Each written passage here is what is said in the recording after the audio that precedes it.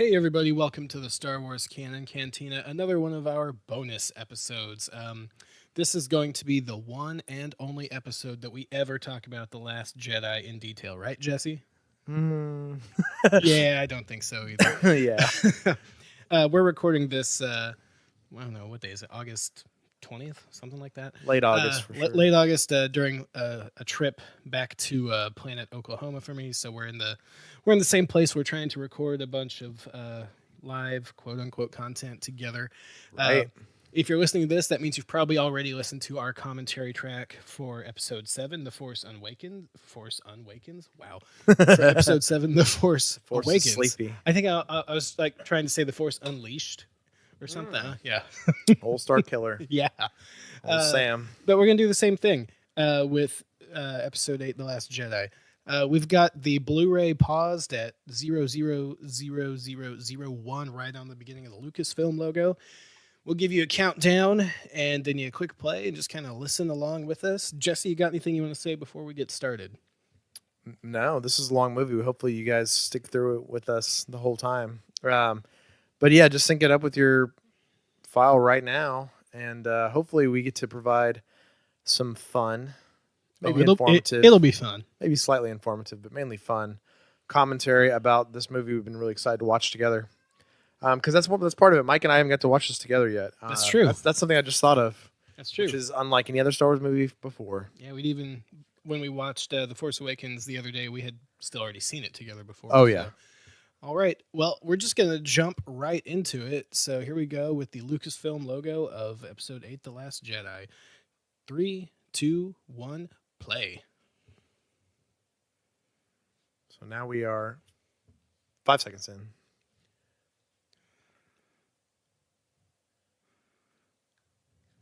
A long time ago, in a galaxy far, far away. Your cat is like about to share the microphone with me here. I know.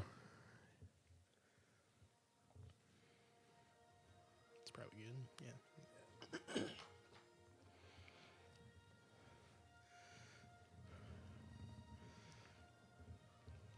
Episode 8.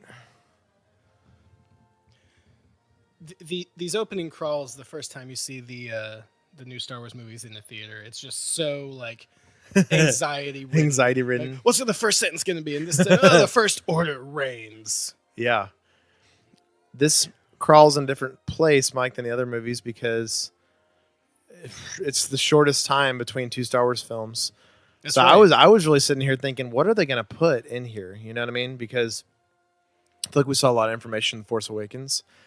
And typically with Star Wars movies, there's anywhere from a year to 30-year gaps. Yeah, there's very little exposition here in this crawl. It's more like, you remember what happened at the end of the last one? Well, here's what happens the next day. Yeah, it's the first time this ever happened. But the heroes are trying to escape the planet. But let's talk about that real quick, Mike. So the gaps between the movies are pretty large. So we got... Right, but JJ sort of left no choice for the timeline for Episode 8 to start. When you leave with meeting Luke Skywalker and him not saying anything, the next movie kind of has to pick up right there. Yeah, it's like the most time that could have passed is that sort of discussion Mike and I have had in the past with our original trilogy episodes where it's like, how fast does the Falcon fly? That's the one thing that could stretch it, right? Yep. An hour, hours, a day, 2 days, something like that. Zooming down through the fleet and past the Radis. Yeah, so not an Imperial ship that we start with, but Rebel ships, Rebel Mon Cal cruiser. You got Lieutenant Connix leading the evacuation. Oh, Billy, I'm glad she had a bigger part in this role, or in this Me too. movie. Really great shot here. The jolt out of hyperspace. Some more Star Wars physics where it looked like she heard them coming out of hyperspace. Before they did. Yeah. Well, and you're not going to hear that anyway, but whatever. I really like the extra development the First Order officers besides Hux get. Like his lieutenant here and then Captain Kennedy in a little bit. They get some personality. We see a new First Order cruiser, Star Destroyer type ship. That's what we're thinking at this point. I remember saying, "Oh, something," when that popped out of hyperspace when we saw it the first time. Also, Mike, I got to say, Hux is looking a little extra evil than he was last film. We Well, watched these so close together now, it's easy to notice the age of the actors and some of the cosmetic changes. Yeah, he leveled up his evilness with that Nazi speech. Yeah. BB-8's got a bad feeling about this. Happy beeps.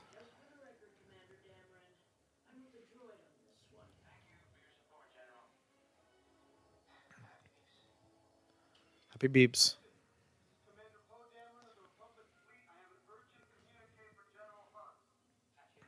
Hugs. So how early did you know he was saying hugs instead of Hux? I didn't.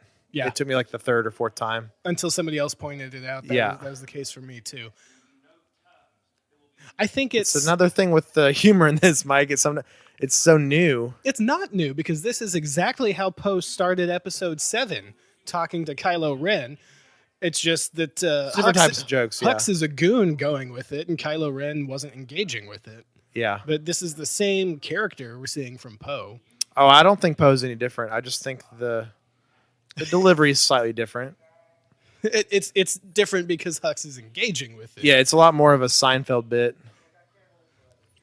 Actually, I think this is a Seinfeld bit. But that line kind of reins it back in to the Star Wars Imperial sort of thing, and Hux is like, "Wait, what?"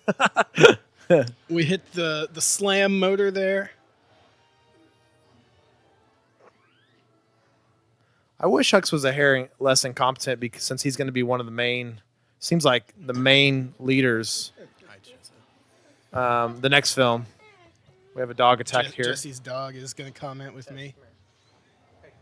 So I love that we open this movie with some space action. Yeah, it's new. It's not completely new. I mean, that's how Revenge of the Sith starts, but it's uncommon, Mike. Let's call it that in Star Wars films. Yeah. Now that there's 10 films going on 11. Love Captain Kennedy. I do too.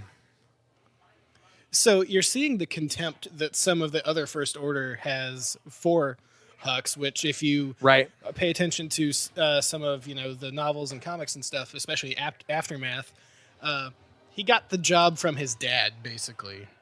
He's a lot younger than these other officers that are old Imperial holdovers.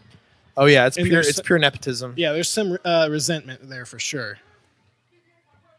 We're seeing all the classic X-Wing 1970s computers and stuff.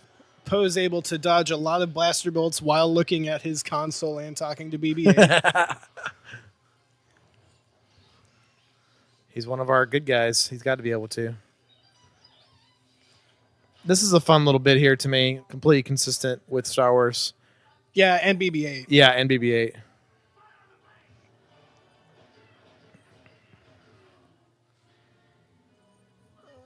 Pretty unbelievable, actually, Mike. That after Punch It's become a Star Wars line.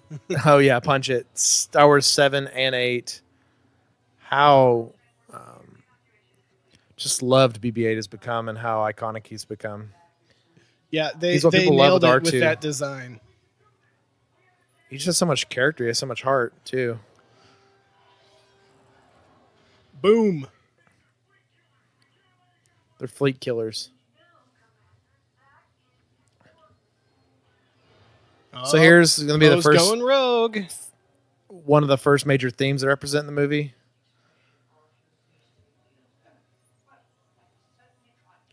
Heroism and sacrifice, and the duties of command. The difference between being a leader and a heroic, person. BB-8 starting to run out of fingers. Wipe that nervous expression off your face, 3PO. You gotta love that kind of stuff too.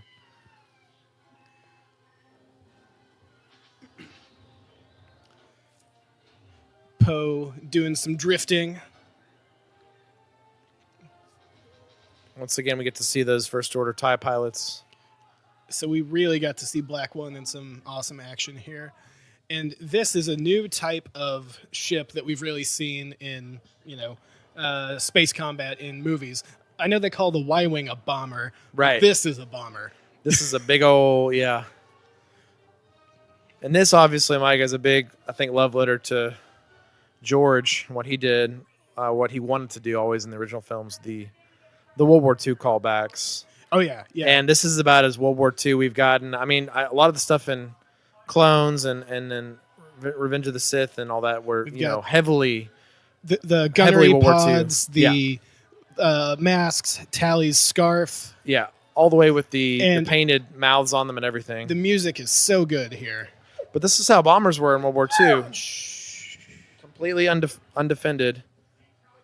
So, it's a new thing.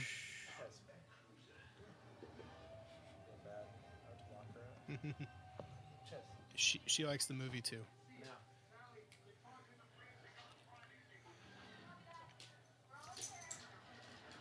Love the look of these bombers. Not agile at all, but they're packing a punch. There's the one with the mouth painted on it. Right, and this is the classic fantasy over sci-fi moments, Mike, I would say. Just more the fun and the theme. Not everything in Star Wars has to be perfectly sci-fi correct. Oh, well, how do the bombs fall down? I don't know. How do they walk on these ships? Give me a break. The fact that people are bringing that up as a gripe about this movie is just dumb. They're really pulling. I mean, it's just... They're cool ships. That's all I think they were going for. First look at Paige. We see the X-Wings coming up to chase off the TIE fighters that were trying to take out that last bomber here. Yep. Classic the World War II stuff. Fighters escorting the bomber in that's really slow to its final target. But they're being peppered away. Really great shots here.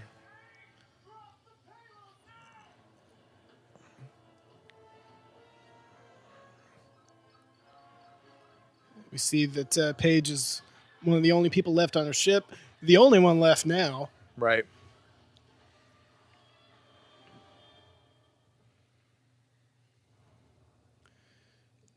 I'm going to borrow or paraphrase, I guess, one of my favorite YouTube channels, Movies with Mikey, Film Joy, whatever you want to call it.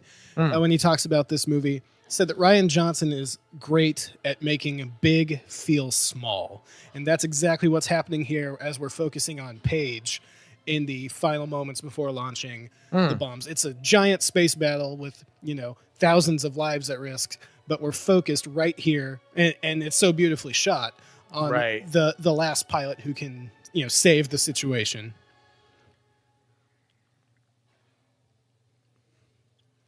Oh no, she missed it. She lost it.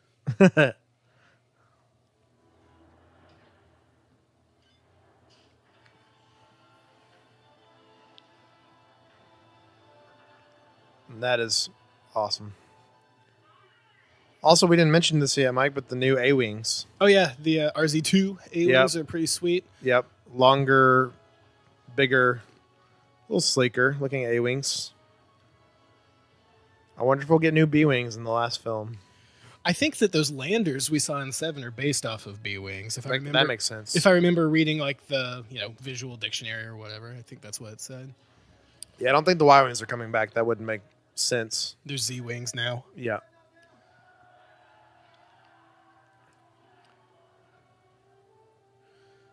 Some familiar theme, but oh man, look at how few are left. We've got 3 A-Wings, 5 X-Wings. Right. All the bombers are gone. Every single one. It's probably 5 A-Wings, counting Poe or plus Poe. Either way, 5 or 6 X-Wings. Yeah.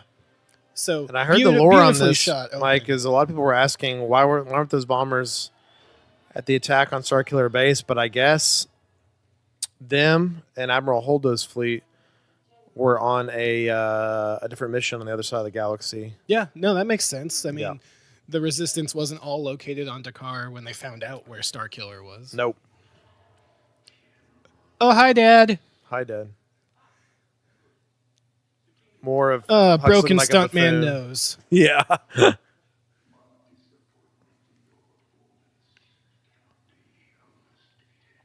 Snoke keeping with his intimidating, presence with the giant head. Wizard of Oz maneuvers. Yeah. The great and powerful. He doesn't show himself to anybody in person. And when he does, it's like that. Oh, hi, Finn. Of course, now Finn is waking up. It's like he's literally in that same moment, right? Yeah. In the snow. He thinks he's still on Starkiller. The portable back to... Oh, hey, look at a bed, Nadeau. Yeah. Oh, gosh. Too many of those guys here in the sequel trilogy. They're strong supporters of Resistance. Apparently. You fry a chip?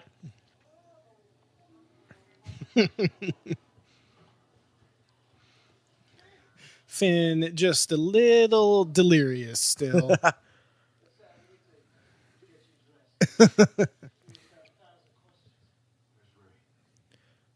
Not where are we? Where's Rey? Yeah, which is, of course, a great story lead in to take the audience back to Octu.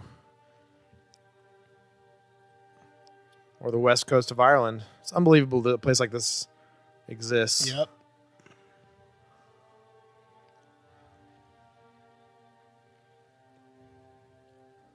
Yeah, this is all new, Mike. I looked it up after our conversation the other day. Super cool looking hand. Ryan recreated all this, which some of the haters have cited because the lighting is different here. Well, and I'm like, up.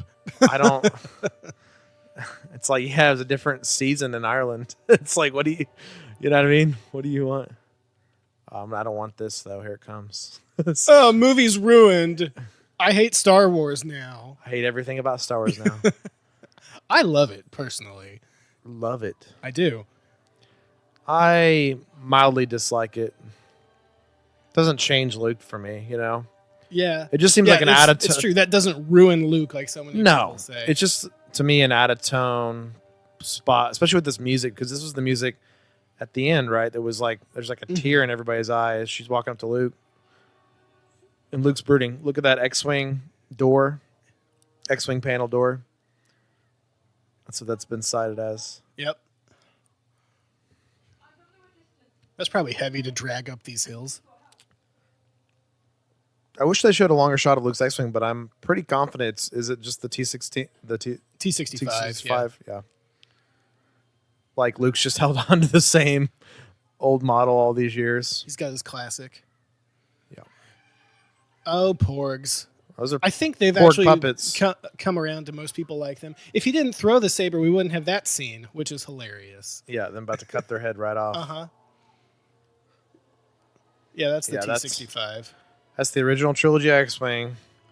And you can assume in Star Wars there was a couple models maybe in between. We see the compass from Pilio, if you've played the Battlefront 2 single player. Yep, which we are going to talk about.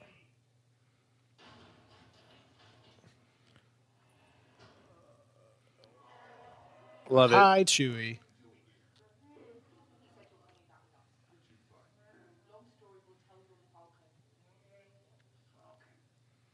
Oh, no. Oh, I wish this deleted scene was here, Mike. the 30-second one. Yeah. Oh, hey, look I who just wanna see- somebody picked up his helmet and brought it back to him. Yeah, right. Well done. Yeah, See- good pan to Kylo. I mean, that's a good choice with introducing These Kylo two again. smirking at each Remember other. this guy? He killed Han.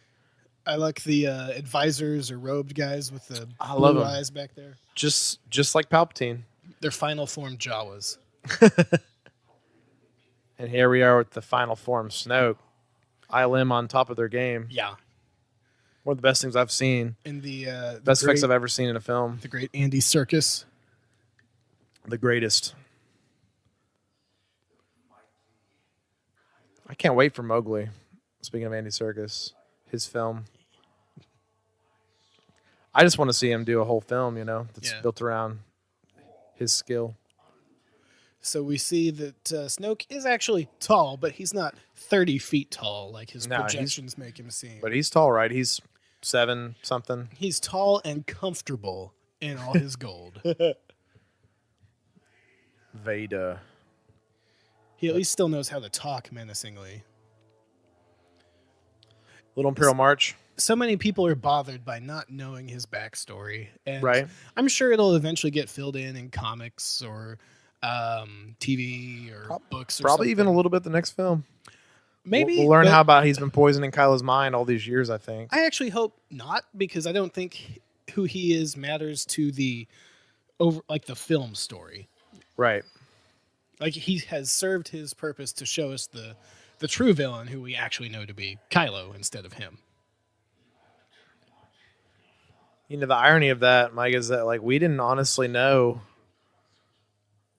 back post 83, before Phantom Menace, we didn't know that much about Palpatine. Exactly.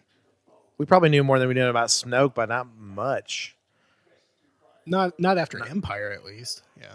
Oh, not at all. Oh, failure. Every time somebody fails, drink. The Praetorian Guard's blades activate, and you see the actual energy flow through their blade.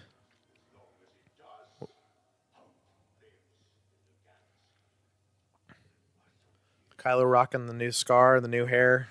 Let's talking about. And Adam looks older. His hair grew a little bit. Yeah, his hair grew, and he got aged through the Force by receiving that butt kicking on Starkiller. Like I was telling you too, they took out a lot of the curliness in Kylo's hair, which I think probably made him look a little cuter, a little less scary. I was a little longer, a little straighter, but you have paid more attention to his hair than anyone I know. That's just me with everybody's hair, buddy. Has nothing to do with Adam. Oh no, my helmet! I love that we're just moving beyond that too. Like it was a super neat design for 7, but we don't need it anymore. Yeah, and that's a shift they're showing here. But he's leaving this too. Yeah. Well, this is sort of showing what Palpatine was hoping for with Anakin. Right. He would have, looked and acted a lot like Kylo, but, he got turned into Vader and had to be in the machine and everything. Right. Which was great for Palpatine, because it was a cage for Vader. Right, but we need Luke Skywalker, and we hear a little bit of the Force theme.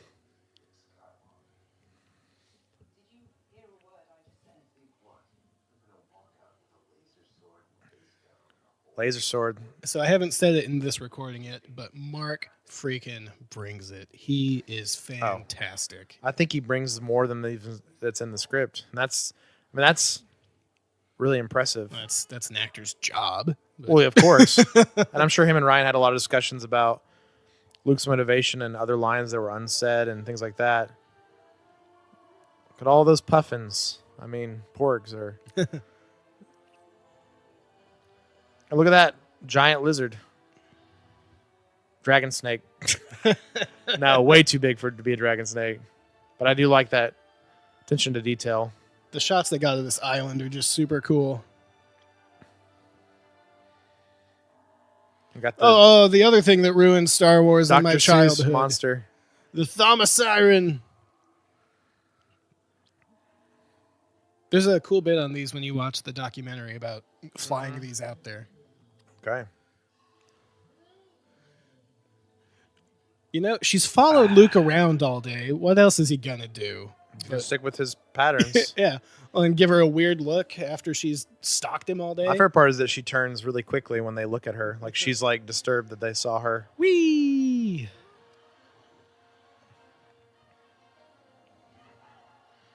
Oh yeah, you're telling me to be careful. Who are you? One porg looking like stay away from my nest. I love the Muppety porgs. Yeah, those are the best.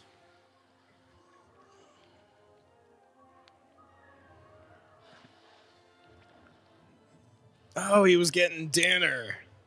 Big old dinner. So it's not a thing, but how did he get the fish out of the water? Did he pull the whole pole up? Clearly not with the Force. 60, 80-foot pole? Yeah, we know he didn't use the Force.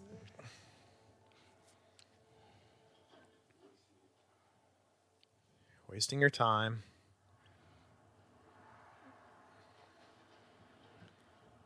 Luke Skywalker working on his quads and his calves going uphill all the time. All day.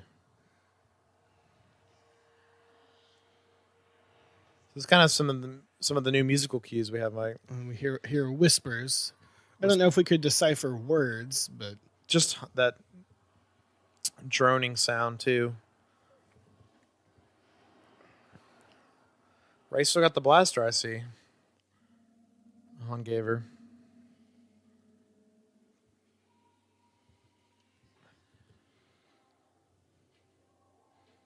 First time we see the tree up close.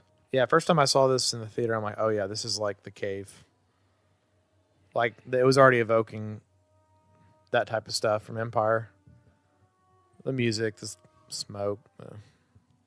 And we had seen this part of the cave in the trailer. Right. But we did not know they were in the cave. Yeah. Significance.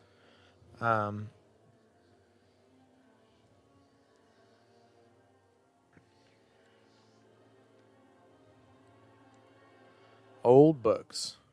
First time we've seen books in Star Wars. And not the digital books that we're used to. Yeah, but actual, like, printed books.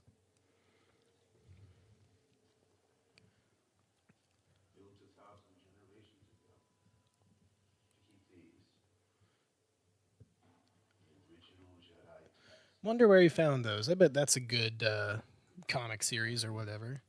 So I love that too, that the Jedi Knight symbol, right? And he says the last of the religion too. First time we'd heard that in the sequel trilogy. That's what Tarkin says in New Hope, right? Mm-hmm.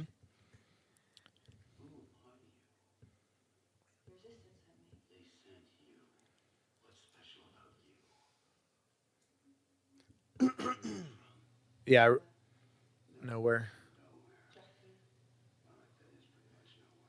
That's funny. Just gotta throw it in. It's about as nowhere as Tatooine. Oh yeah. Another parallel with Luke.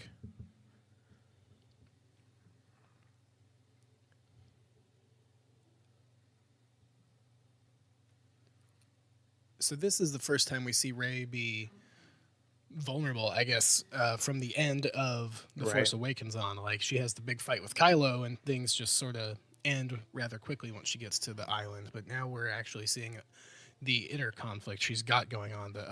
I don't actually know what's happening with me and how I'm able to do all of this stuff. Right.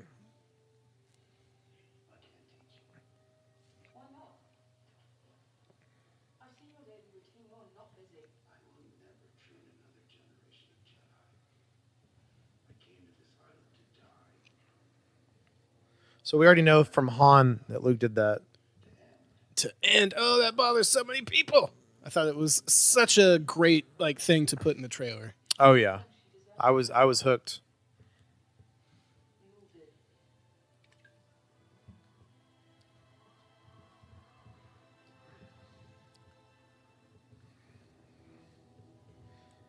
Oh, Poe gave Leia a migraine. In hyperspace, like that detail. Yep. And I like the jolting here about to happen in the plates and stuff moving. Yep. The swell water bottle moving. This shot does a great job showing just how small the Resistance fleet is. Yep. Even though the Raddus is huge, they've got 3 small ships and that's it. Get your head out of your cockpit. You know Carrie put that line in there. Yeah.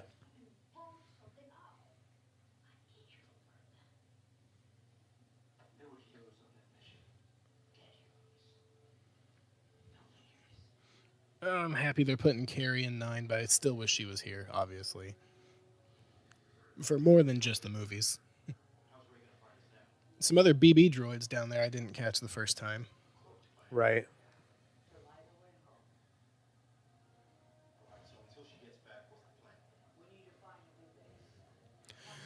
Oh, rebels. Always looking for bases. Have you tried no base? Oh, hi, Akbar. Oh, hey, Akbar. You're around. Oh, crap. That's big. That's a big ship. Take the Super Star Destroyer and make it wide instead of long. The supremacy. Poe, you think you're in charge of everything, but you're not.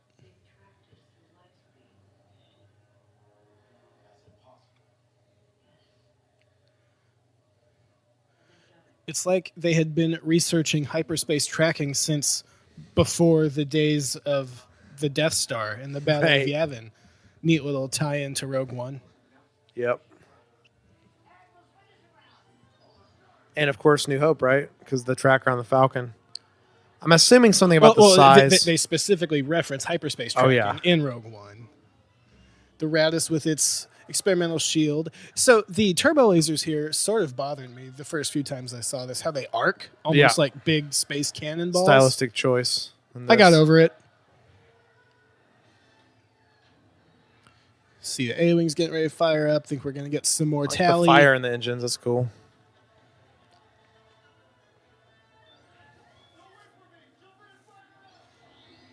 These new pilots that we are starting to really love. Oh, we're down to 2 smaller ships. Kylo's TIE silencer, just great design. He tries spinning because that's a good trick. It's a good trick. Blah! And flying just straight into First the thing we've seen this, somebody flying. Used to do this all the time in the X-Wing video or computer games. Oh, yeah. And we saw this in the trailer. Not all the ships, but Black One exploding. So Poe is crippled now. As a fighter, he's crippled. Yeah, his X-Wing is at his strongest. His weapon. It's like a Jedi losing their lightsaber with him. Akbar can't hear anymore. They gotta yell things at him a couple times.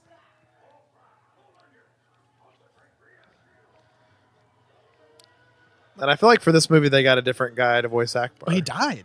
That's right. Yeah, the original guy died. I thought he somehow made it out halfway through filming. No, but I guess they probably did post stuff. He died. Yeah. I wonder who did Akbar then, because have to look. The sad irony of this is because he sounded so old in TFA, Mike, that in this he sounds more like the Akbar we know, the impersonator. It's probably Matthew Wood or something. Yeah, doing an impersonation. We saw this in the trailer too, and people didn't know what to think. Can Kylo do it? Oh no, he's not. Vendemption. So what's going to happen? Vendemption. Oh hey, your highly trained wingmen take the shot for you. Look, she's ready for it. She knows what's about to happen. Right. In my opinion. Akbar was not ready. Rip. Well, yeah, he doesn't have the Force. Sorry, guy. Also, cool seeing TIE fighters launch torpedoes, right? Something we haven't seen till this movie. That's true. They're more heavily armed than the old Imperial swarm. And now we've got the white Ford Bronco. Which this bothers a lot of people. And it's just an odd story choice out of all the things I think is all why it bothers people. I don't think you can get sci-fi about it. You know what I mean? I mean, it's getting a little sci-fi that you know, the lighter, smaller ships are able to stay at that range of like if the First Order wasn't so insistent on the supremacy doing everything, the Star Destroyers. I know, right? If they did anything, but yeah. Oh, another childhood ruining moment. Can you tell I have no sympathy for those people? I can. This is probably the most extreme one that's come up yet. Of the ones you've mentioned. Probably. I think I still would prefer this over Luke throwing the lightsaber like that. Really?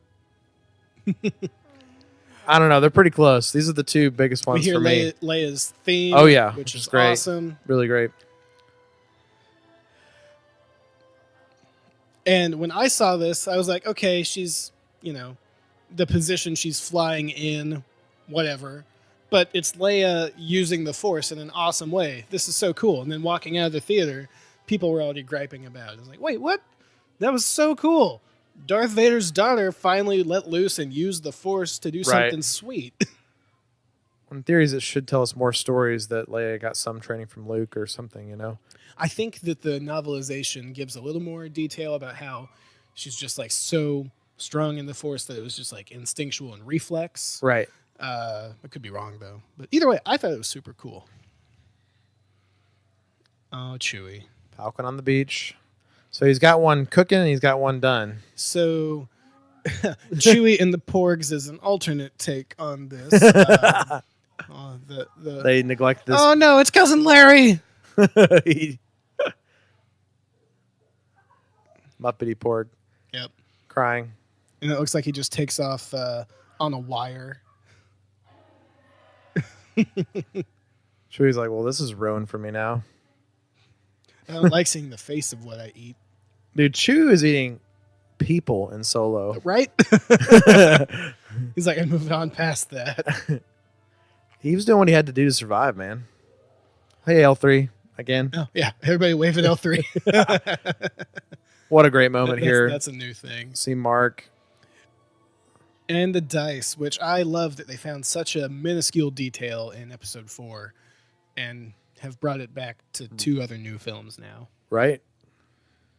Like, I didn't believe it at this first. Might I arguably... thought it was a retcon thing, but I went back and watched A New Hope, and sure enough, Chewie bumps his head on dice in the Falcon cockpit. This might be my favorite part of the whole film. Oh yeah, this is fantastic. This is the most original trilogy Luke I think we see in this film. It's just it's exact. You know what I mean? It's just they're pulling on the audience in a good way. And R2 with the foul language also. No. The buddies here. Nothing. Oh yeah. They take the cheap shot on the audience and on Luke. Cheap shot? It's a good cheap shot. You know what I mean? Mm-hmm. Also, it looks like the Leia that they used for Rogue One. I don't know if you picked up on that, but so they've refilmed that. You know what I mean? She just looks way too clear. You see what I mean? I think it's just sort of up converted because the Leia they used in Rogue One did not look good. Well, just put it through some hologram filters. Maybe. Yeah. Those are the little details I wish were in some of these behind the scenes things. They don't get so much anymore.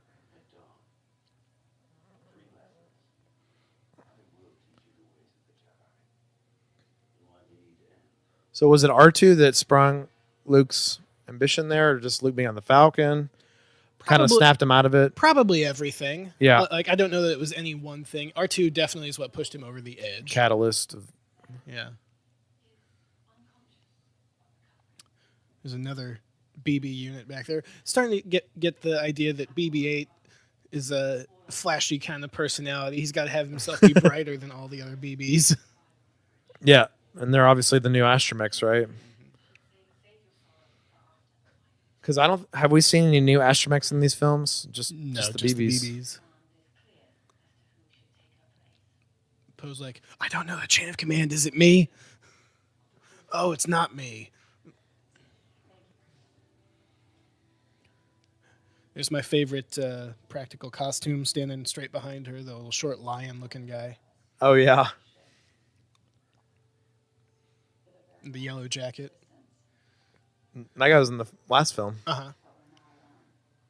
More prominently in the last film. I think Laura Dern did a pretty good job. So once again, Mike, this is a very Return of the Jedi element. Mm-hmm. Similar shots and, Mon Mothma in the center talking about their plan, and Holdo's a Mon Mothma type character here. Naya Num's even there. So many people hate Holdo. Don't get it. She's wearing a dress. So was Leia, and she was a general. So was Mon Mothma. Yeah. Speaking. Yeah. Mon Mothma was everything. We still don't know how she goes yet, do we? In the new canon? Don't remember. I think it is sort of tangentially mentioned in Bloodline, yeah. But man, she's got some awesome parts in the Aftermath books. Reestablishing the New Republic. So here's Poe thinking he's in charge.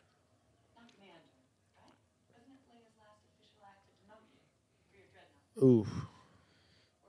So Poe is thinking he's going to have the same relationship with Holdo that he does Leia, but he's not, because he's sort of friends with Leia right through the buildup of the Resistance.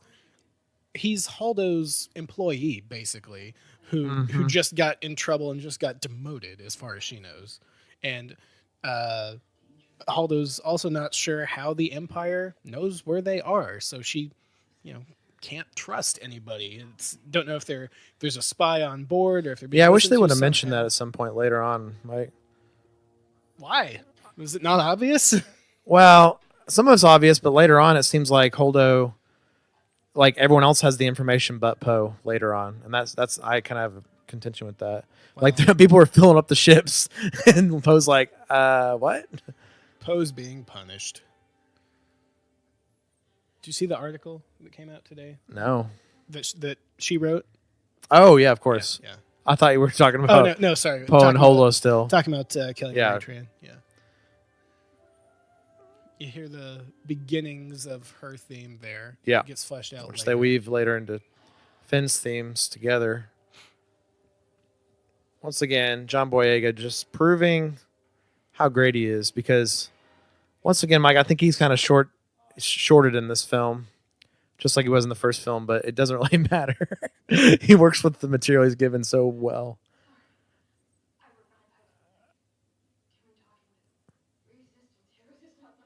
If it was someone else playing him, I don't know if they would have brought as much as he brought in both these movies. Maybe.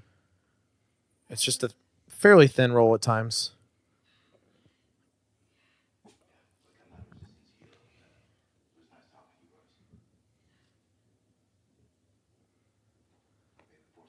I love the fake face he can put up. She's like, wow, a hero telling me may the force be.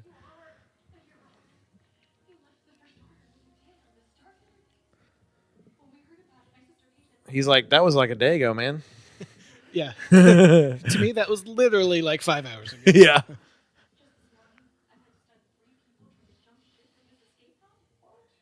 What? That's just graceful. Uh-oh.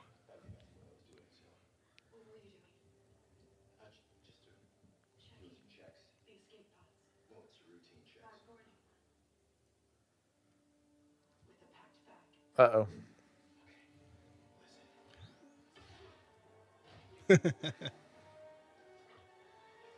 I like the little toss there. A little Oh, yeah. flourish. It's nice.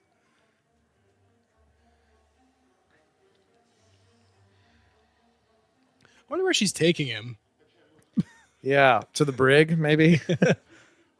Oh, yeah, because she said garbage compactor.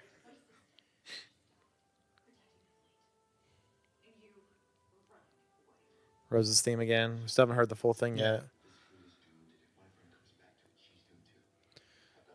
So we're seeing I love this.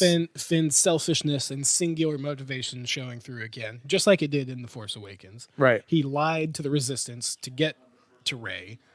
Didn't have a plan to actually get the shield down. They had to figure something out. Right. And he was lying to the Resistance through Rose here too.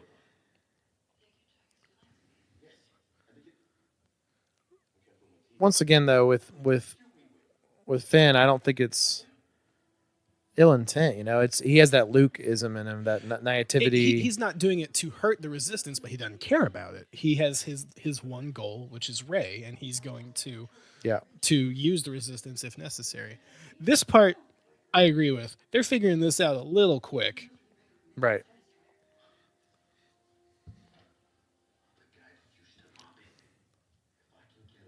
The guy used to mop it. He's using that. He's using that thing again. Mm-hmm.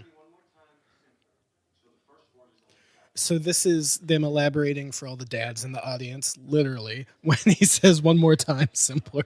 One more time. I like 3PO randomly being here. He adds a little commentary in a moment. Well, he's not randomly there. They're in Leia's quarters. That's why 3PO's there. How do they have scans and readouts of Snoke's ship? Don't worry about it. Star Wars. Don't worry about it.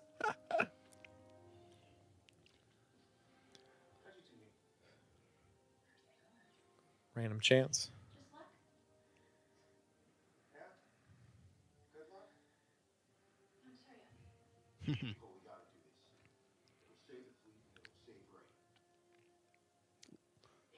Leia's theme popping up. So, you think 3PO looks better in this, Mike? He does look better than in Yeah, episode 7. He's he does. shinier, looks more metal, less plasticky. Yeah. Less wide. I was gonna say, does he look thinner? So far, every shot they've shown him, he does. I think it was a camera thing, man. We all know Anthony Daniels hasn't gained any weight. The guy's on top of his game. Oh, no. Just Rain Maz in the store randomly. Well, she was under contract for 3 movies. Well, that's true, isn't it? So I agree that this is not a good use of Maz. No. I was hoping she would be with them on the ship. And, the labor dispute timeline. She went with them? Yeah. To Master Codebreaker stuff? Yeah. Well, no, that she had just gone back to the Resistance base with them, because that wasn't even super clear. Yeah, where she goes or... and how Poe knows Maz. I don't agree that this should have been Lando, like a lot of people say, because I feel like that limits what you can do with Lando, right? When you still didn't know what was going to happen in Episode 9. So no, Lando needs to be the Master Codebreaker. But Lando's not a hacker. We don't know what Lando's been doing for 30 years. But his swindling might have gone to the next level. He's not a hacker. We do know he was a droid businessman. Yeah, that's true. So, I agree. That's a weak scene with Maz. I wish we had more of her because I really like her. But I don't think that had to be Lando either. It's just kind of like they were like, hey, remember Maz? Here she is. It's like, ah. It would have been fun if that was somebody like Hondo. Oh, man. Don't get me too excited. See, people are always like, I want Ahsoka and stuff like this. And it's like, someone like Hondo could actually work in these movies, and not take anybody out. You know what I mean? Like, it's some pirate guy. Because Maul and stuff, they're like, didn't the guy die? Mm-hmm. The casual audience. And Ahsoka, they're like, I think I've seen her picture before. Or is that other Togruta master from Shakti? Yeah. Uh-oh. Everybody in the theater's like, wait, what's going on? They're connected. Can they see? What's she doing? I love how they don't even know what's going on. He thinks he just got shot. That's great.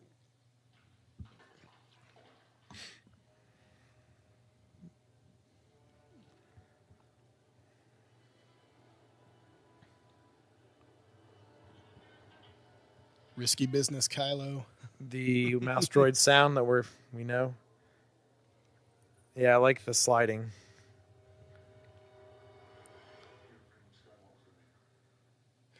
Remember the last time you tried to mess with her head? That didn't go very well, buddy. The effort would kill you.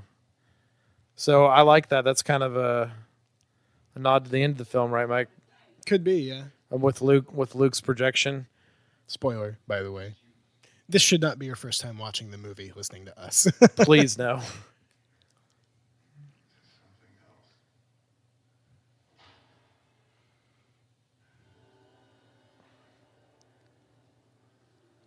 So Kylo can see him. See, he says Luke. It's like, can he see Luke, or does he sense Luke walking out with her, or what? Oh, caretakers. Welcome, Henson Studios. I was about to say Muppets. Gotta have some little Ewok-isms.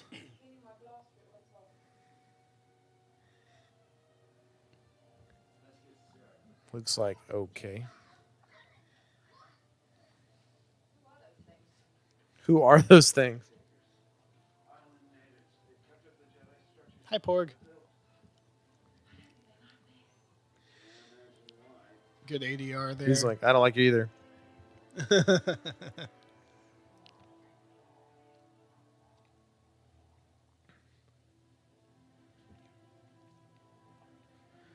These caves are cool. Yeah. Awesome to get some non-expanded universe, canonical or not, stuff about the Jedi temples. Neat little pool there. Yeah, things like that we typically have to go to books and stuff to see, video games.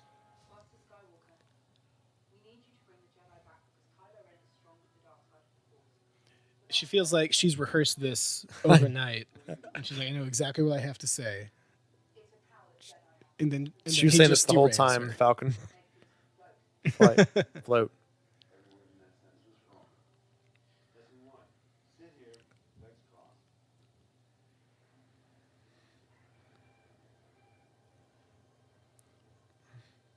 What's the practical purpose of this cliff sticking out? Don't worry about it. It looks cool. Yeah.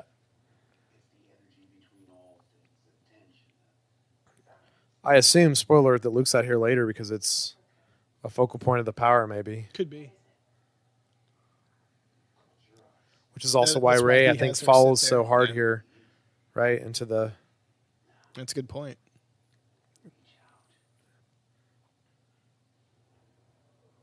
I think that's funny.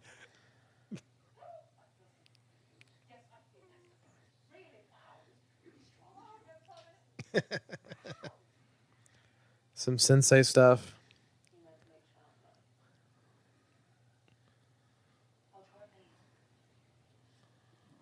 Old Jedi Masters acting goofy? We've never seen that before.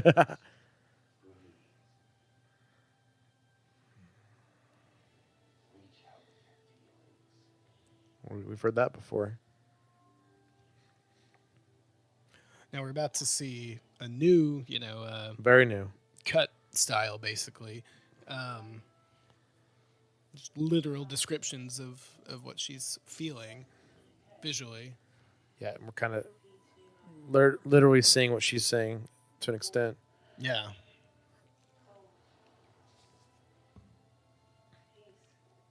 Aw. Ew. Ooh.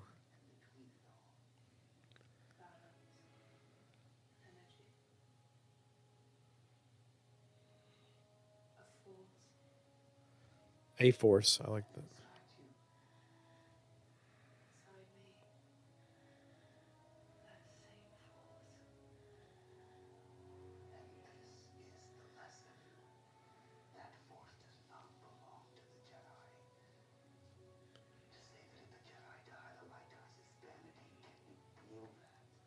Really like that.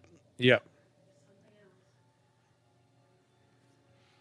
Could be, an allegory of sorts for Star Wars in general. Doesn't belong to any one segment of fandom or whatever. Right.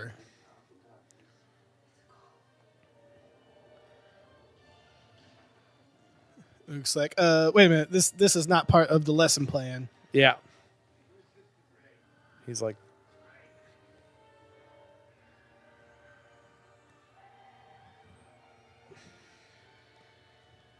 she's going into the cave. Nice reverse shot there. That was cool. Similar to Empire. And there's that shot from the trailer where we thought Rey was maybe training, like running around, like, Uh-huh. So Luke's literally just saw in her what he saw in Ben. It's terrifying to him. But this is where we find out why Luke wasn't involved in Episode 7 at all. Yep. For the past several years. He's why he didn't know about Han either. Force.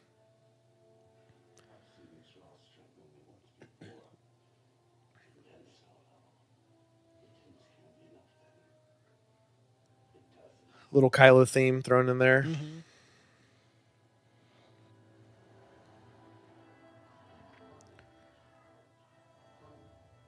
Run away! I mentioned this earlier, but the new medical frigates and the new Corvettes look cool. Mm-hmm. We got away with it. We're good. Classic beiges and yellows for the Rebels. Resistance. Just that giant triangle.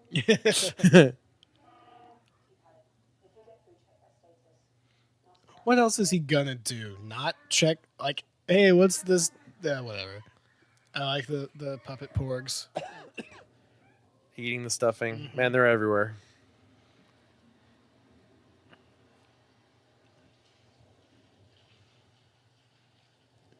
She's probably never seen this much water at once. I think it's great that they just build the entire Falcon now. It was always half of the Falcon, back in the day. Front side. Did they build the whole thing here in this soundstage? I don't know if they did. I'm pretty sure they did because someone found it on Google Earth. It's freaking out. Not a whole lot of context on what Kylo's doing. I like watching the factories. Yeah, like walkers being made.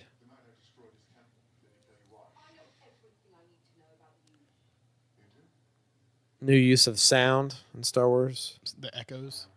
Yeah, and just the isolation of just their two voices. And silence is being used just sort of throughout the whole movie, really. Yeah, different ways. The silence right before the lightsaber toss and here. Yep. Kylo's scars healed up nicely after that medical droid visit. He's embracing it. The dark. No longer am I Matt the radar technician. Right.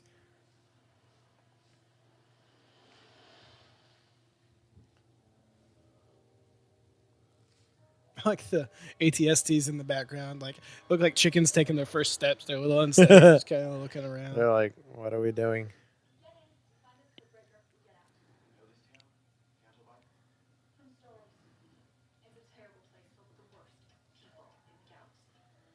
Super. So that's Evil a nice guy, mustache twirl. contrasting cut because it doesn't look like a terrible place. No. I like the aliens we just saw. I like maybe 50-50 the design of the new aliens we see here. Yeah, Kanto, I agree. Slow and low, it is another Abednego. Oh my gosh. Too much. So Canto Bight to me, it's pulling a lot from like the way it looks. I don't know. City's looking Cloud City, the prequels. Mm-hmm. A good mix. I like these little dudes. Yeah. A lot of humans. Quite a bit. Uh-huh. Thought that was Owen Wilson the first time I saw this. Some funky haircuts, some Dr. Seuss looking humans. Doctor Who even looking stuff in here. Oh, for sure. Little Harry Potter looking stuff as well. It looked like a witch hat that walked by, yeah.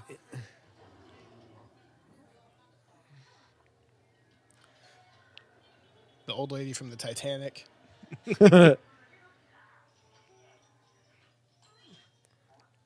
Mark doing some mocap work. I like this little dude. I thought he was going to puke at first, the first time I saw this. Got some early 1920s, 30s jazz type sound stuff, which is cool. Yep. It's like the Cthulhu guy at the bar. Not the most practical glassware for the setting you're in, if that's going to happen a lot. Yeah. Maybe that's part of the appeal. Yeah. I like the snake with limbs back there, kind of. Yeah.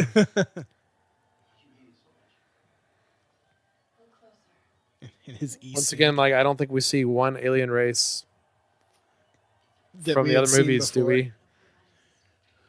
Not other than Nine Numb, I don't think. It's so bizarre.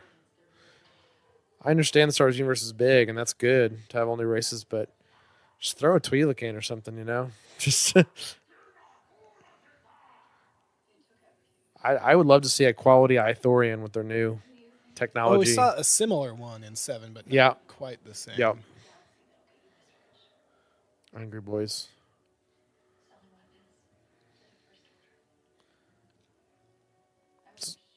So it's kind of challenging Finn's character where he's like, I left the First Order. I'm with the good guys now. It's like, well... Making him feel a little guilty for loving this place, too. Yeah. Oh, we found our code breaker.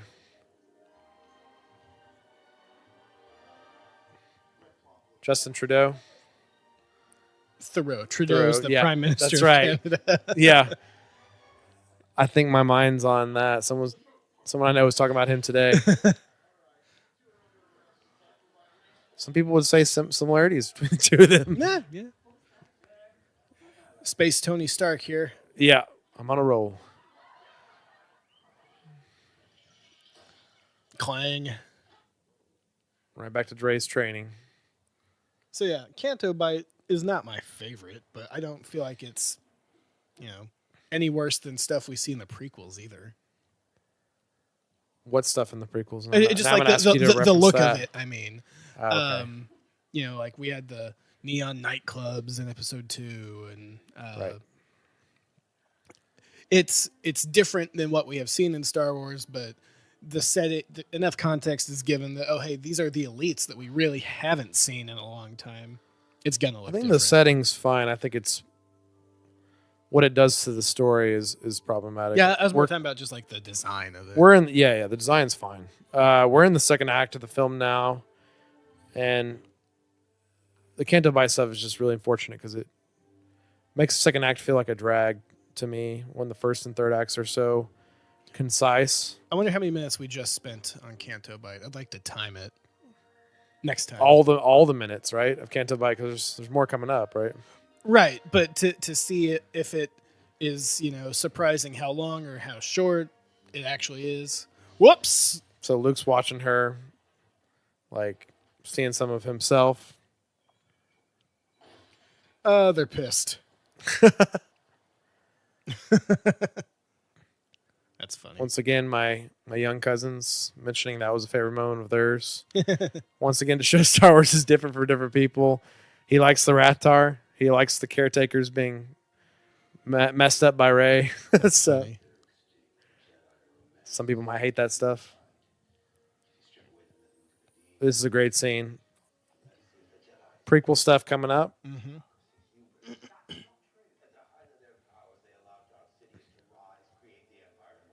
From a certain point of view.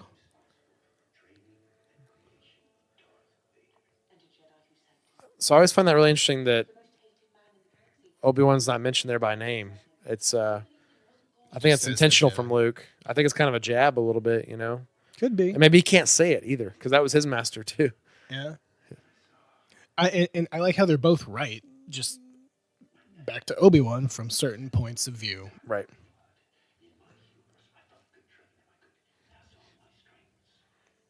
That's an important line for later. Right. Han was Han about it. Little Han theme thrown in. Leia themes. John Williams on top of his game. Like he always is. Has there ever been a bad John Williams score? I know he's done some movies that are kind of meh, but I don't think so. A bad score? No. Have to look at that.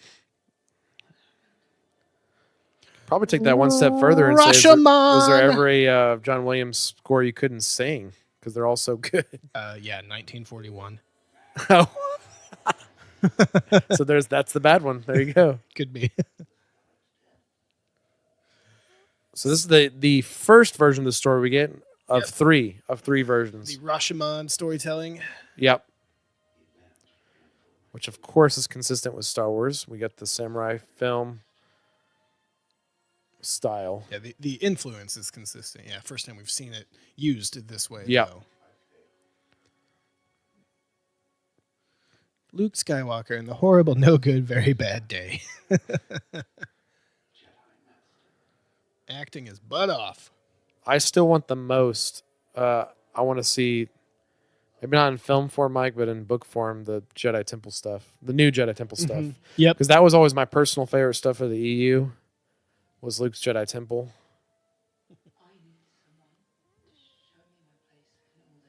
I want to see before it went bad, what it was like. How long it lasted before it went bad? Right. I'm assuming quite some time. And did Ben really kill every student? Well, no, Luke said he didn't. He took a handful with him. Yeah. I just mean the ones aside. Starting to run out. Rey could have possibly been there as a child. The age gap is correct between her and Kylo for that to work. No, it's not. No? No. He's 29, right, Kylo, in this film, and Rey's like 19, right, or something? No. She does not look 19. Yes, I think she is. I think she's the Luke age. They literally followed that path. We'll have to look at that later. Yeah, I don't know why this guy had to stay behind. That's annoying. It's a nice scene. And then we get the Godspeed Rebels, but did you really have to stay at the wheel? No, it's a constructive criticism. Serves the story, I He's guess. clearly like Poor and he's guy. clearly like a commander of a ship. It's like we could throw him anywhere. Couldn't just put a brick on the gas pedal, buddy. Godspeed, Rebels. Did we tell him he could have jumped on a escape pod? So once again, I mentioned Cloud City earlier, Mike, and this is kind of a little bit of a callback to the Cloud City troopers and stuff. The a little security. bit, yeah.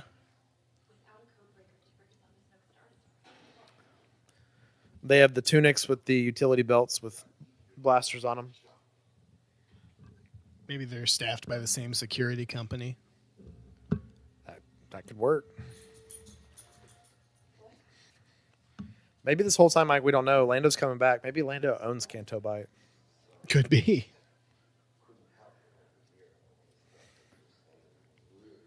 So I'm still kind of ambivalent about DJ. Sometimes he gives too little, and sometimes he gives too much.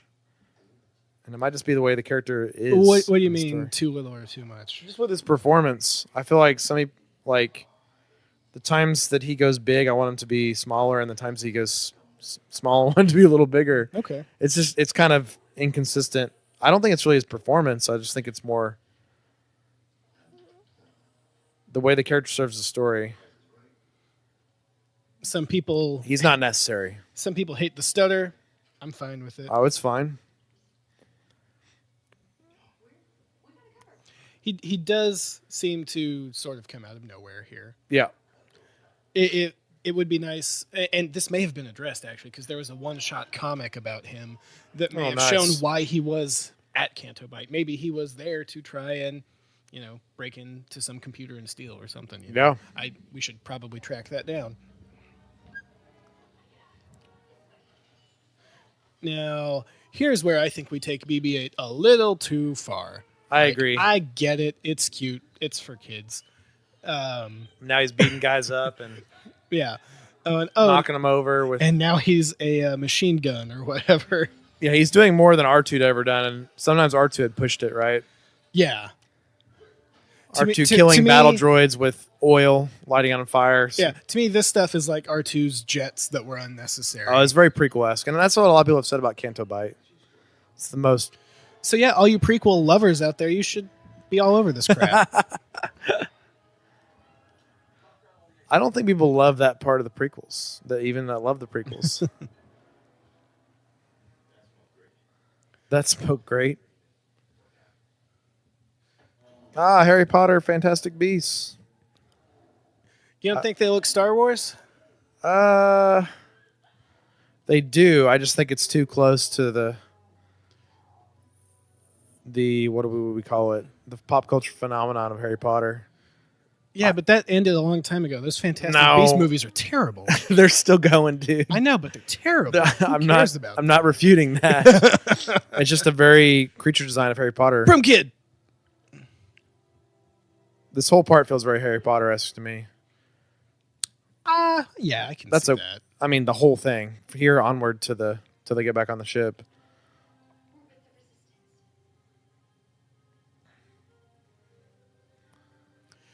Literally telling you that Star Wars is for kids. Right here. Yeah. Smacking you in the face with it. Yeah.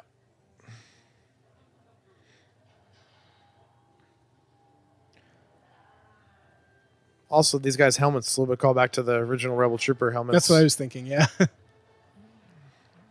Now we get into, or we're going to hear Rose's theme a lot more clearly. That's true. In this scene.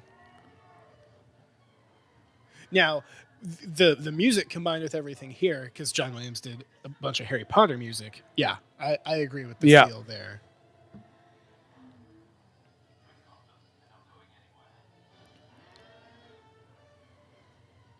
Like you could put this music over a broom chase sequence. In Harry 100%. Potter, and it would be exactly the same. This could be brooms right here passing through this room.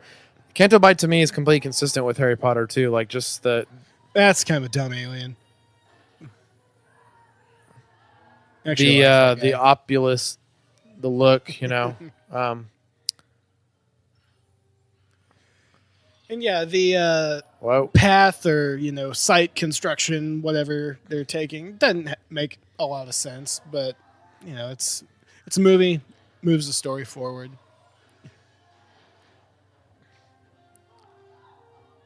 That fanfare right there. I really like.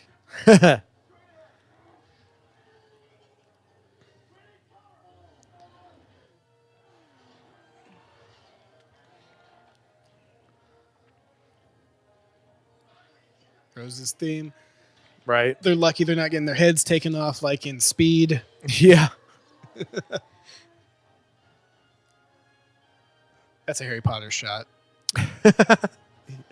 Oh, yeah. Oh, that's where we got the parking ticket. Yeah, the stickers on the side of it. Yeah. Come on. The resistors are down. Did you know these things can go up? Yeah. They're mountain goats as well.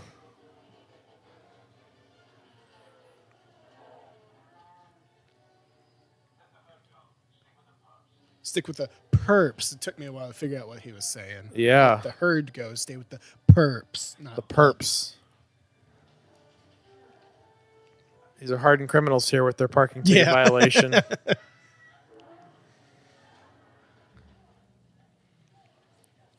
Just far enough. Yeah, look at your cat.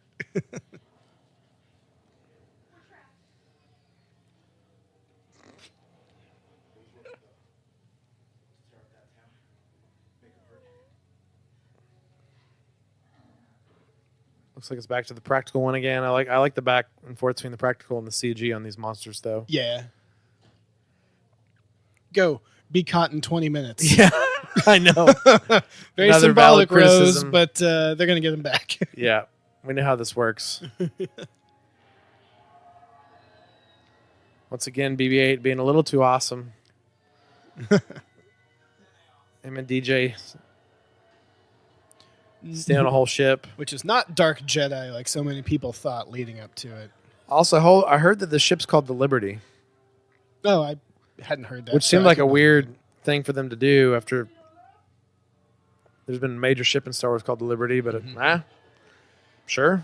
Whoop, and they're gone. Okay. How long do you think we were just on Canto Bight? That second time? Yeah, just the second time. 6 minutes. I started timing it just a few seconds after we got there because I had to open the app. So I've got 7 minutes, 5 seconds on my phone, probably 7 minutes, 15 seconds. So paired with probably the first 7 minutes. So maybe 15 minutes total. Maybe more. Let's go back and check the beginning next time. That's still quite a bit. Oh, I'm not saying one way or the other. I just that's interesting. So Luke, not only now is actually training Rey, but he's reconnecting with the Force and he's checking on Leia. Sort of helps wake her up, I think. He realizes the trouble she's in. Yeah. Here we go again. Absence of sound.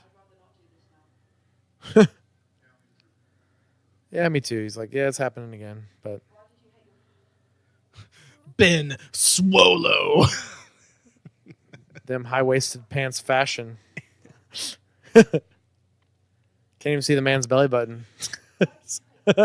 So I'm gonna just lift from the commentary track, but for those that haven't watched it, the reason they put the whole "can you put a shirt on" thing in here was to just help make it clear they actually can see each other, like not just force feelings of each other. They're literally seeing each other. Yeah, I wonder how they're seeing each other too. Is like in a black room, or are they seeing exactly everything they see?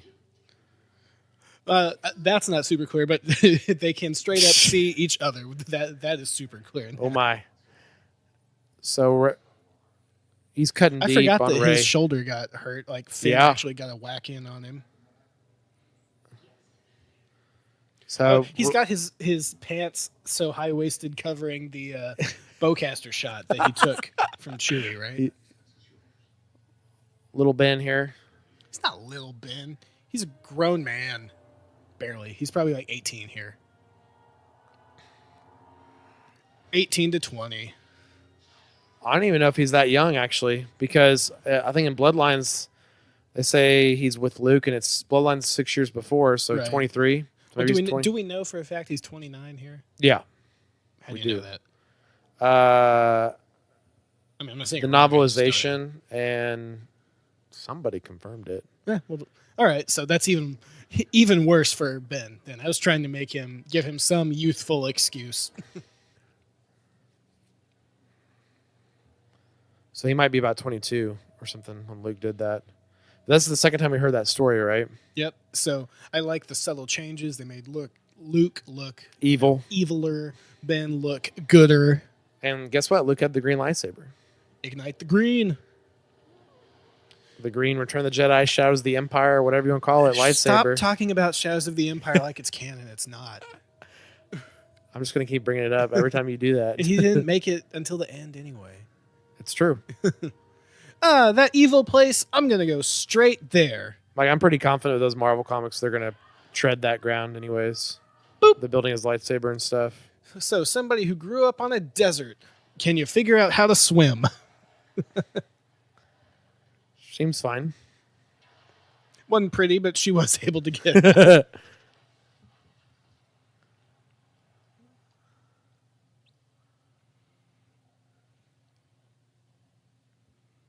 This part is bizarre and cool. Very bizarre.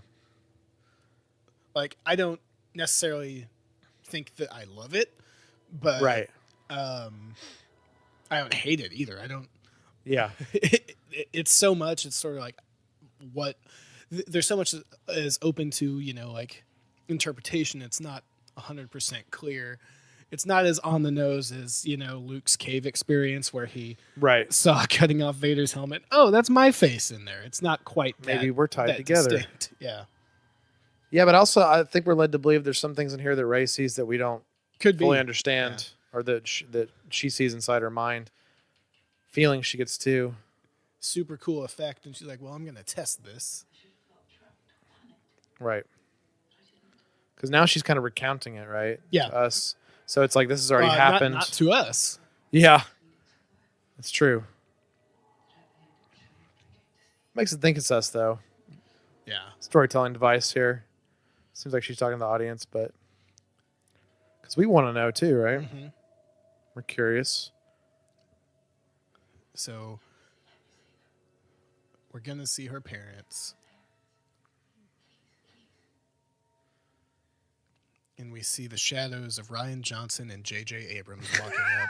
Because those two are her parents. I was going to say Harry's parents when they're coming through the mirror. They're walking to the mirror. Ryan and JJ, what a couple for. Yeah.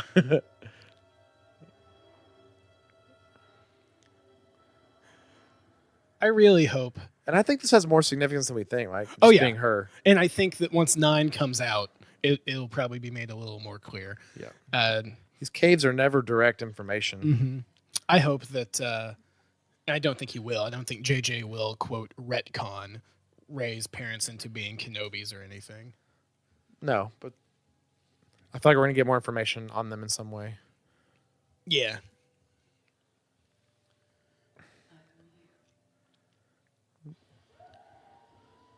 They're getting more connected here. So, what is Luke going to tell Rey right now? Is he going to start third lesson? Is he going to say he's changed his mind now that he's opened himself up to the Leia, Force? And that he sensed Leia, maybe? Yeah, maybe he's decided to go with them. What is he coming question. to tell her? I wonder if that's in the novelization that I have not finished. And this is a great question because we never see the third lesson either. Yeah. Right? An odd choice they made in the film.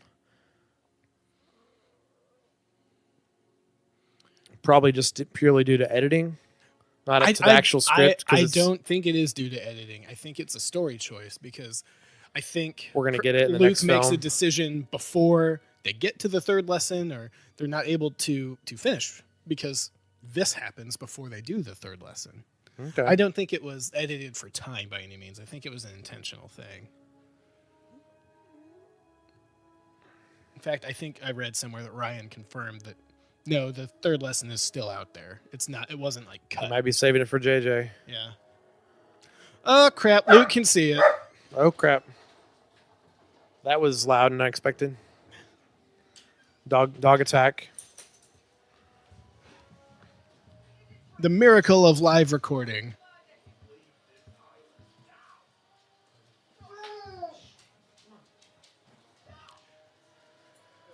So whatever Luke was about to tell her, he's changed his mind on, and she knocked him out.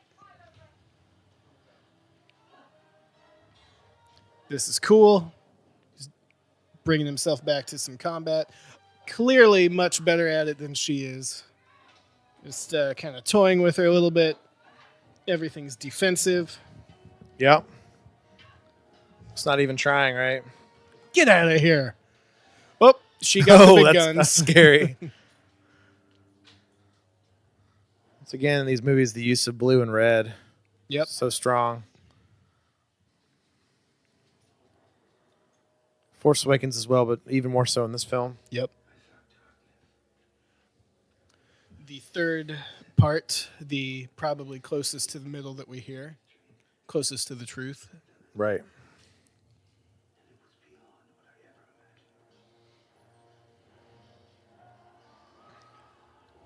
So he was already evil. Possibly. He just said he was already evil. That's not the word he used. Poisoned. The greatest darkness I'd ever felt. Or yeah, he's already bad. He's already too far gone. There's the OT lightsaber. Shame. I wonder how he lost his fake skin on that hand. I know. He's not a boy. He's an adult. He's a 20-year-old. He's choosing to embrace the darkness.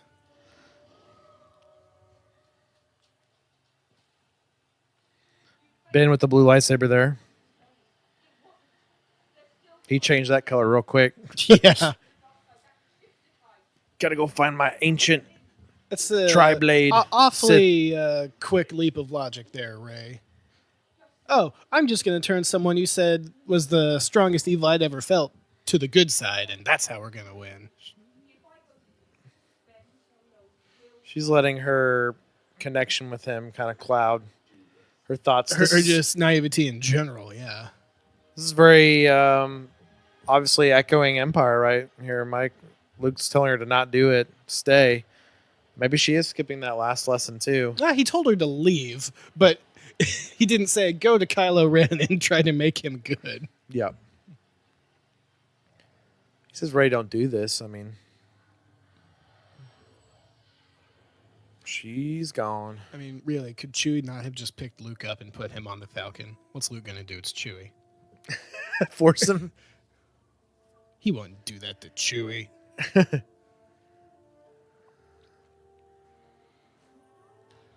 All right, here we go.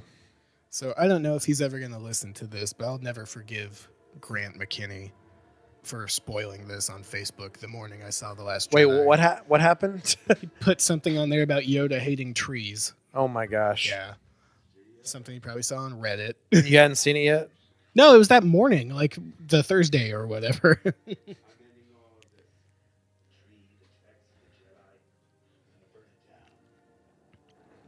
I love that's Puppet Yoda. Yeah. Agreed. He's looking a little wide as well, Mike. It's just that mold has changed. Now we're watching these on widescreen TVs. Watch the documentary. They talk about making Yoda. It's good. Yeah.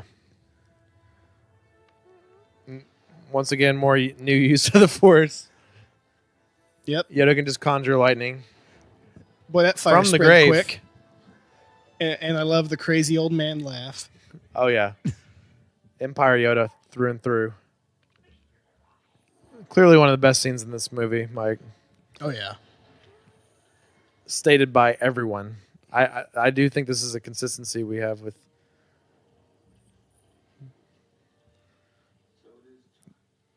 Oh, like the reappearing. Luke's back to acting with puppets and not other people again. Yeah. Star Wars Yeah, films are just an exercise in making Mark Hamill act by himself. For you.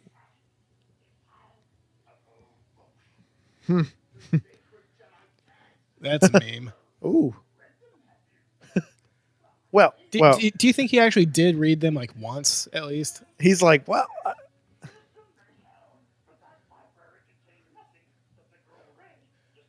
foreshadowing. Realized that the second time I saw it. Yeah.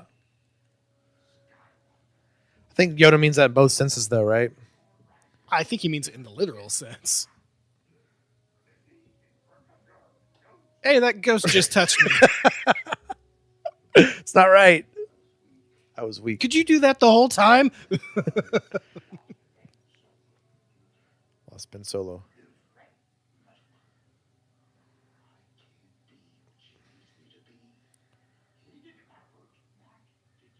What you have learned. Yoda's learned he needs to be more literal with everybody. Because when we went back and watched Return of the Jedi, he didn't specifically mention failure. No. Yoda's theme coming through here. And what He's Yoda like, says applies to everyone in the movie. Yeah. It's failure and letting go. It's not all going to work right the first time. Great line.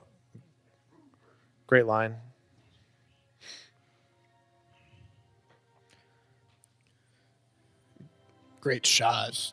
Just a little Jedi bonfire. Do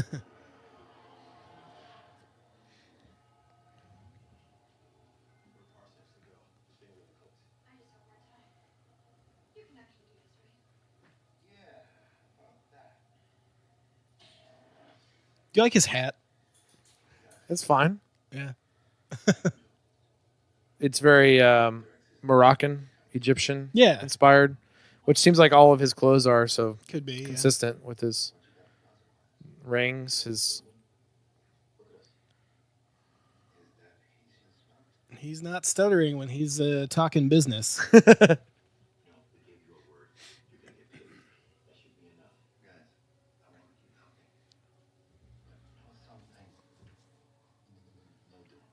Oh, there it is. Do it. Rose is willing to sacrifice everything for the Resistance. Right. Finn's still struggling to see beyond just a relationship goals. Or two. Yeah. Yeah. Like, to see the bigger picture.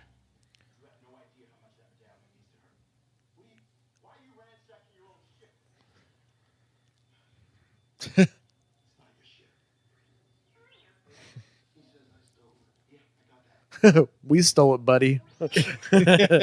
Oh, no.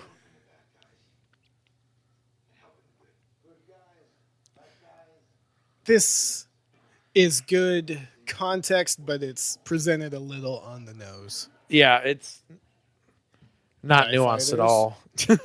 ATSTs, or whatever they're called now. TIE bombers. TIE interceptors. Why are we saying all the old ships? Oh, there's a T-70. Yeah. New X-Wings. Let me learn you something big. Die Hard. Live free. Whoops. Stands for. Oh, they've lost their bunker buster. Who was driving that one? They learned to put a brick on the gas pedal for that one.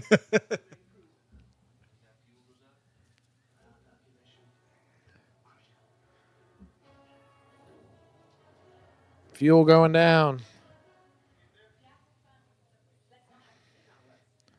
Nah, let's. That's very Poe-esque. Yep.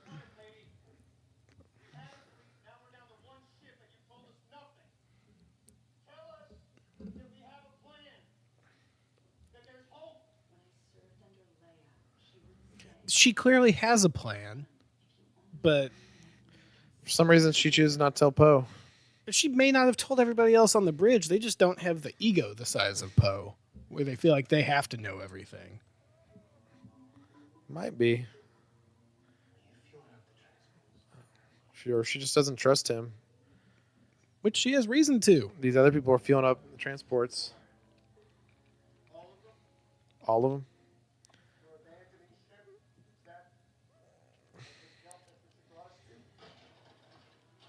Also, we got Poe in the full Han Solo getup now. Yeah.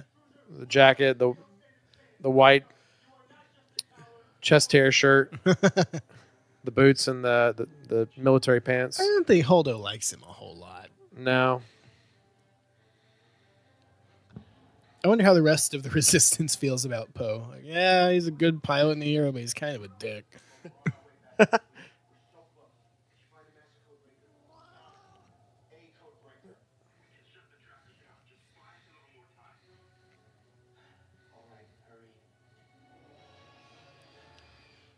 Falcon looking awesome. There was the books right there. The first books ever to be on the Falcon, because Han didn't put any there. I bet Lando had some books. Nah, Lando had all of his self-podcasts recorded. I was going to say certain types of books. Repair manuals, that's what you meant, right? Yeah, that's what I meant. I love the self-podcasts, Lando. God, I forgot about that for a brief moment. They might have even wrote that in because they're like, we're going to have Donald Glover do this role. Don't buckle up or anything, Ray. Yeah. The Falcon just comes and goes as it pleases. Well, it is the fastest hunk of junk in the galaxy. And it's obviously not the focus of the First Order right now. Right.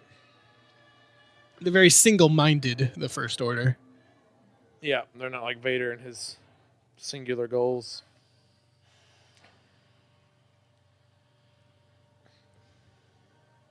He's like, I'm already here. Hey!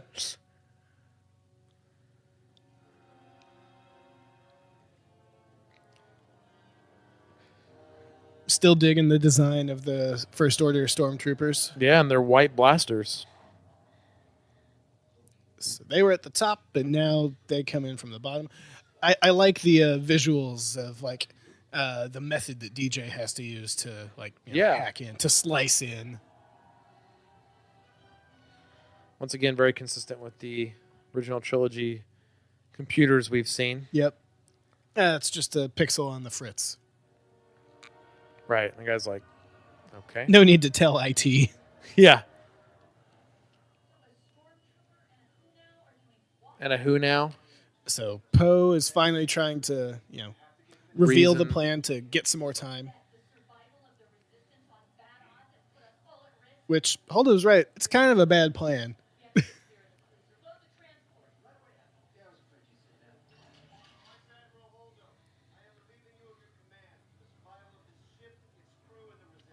The guys in the background are like, just keep doing it. Don't look. Don't look. Yeah.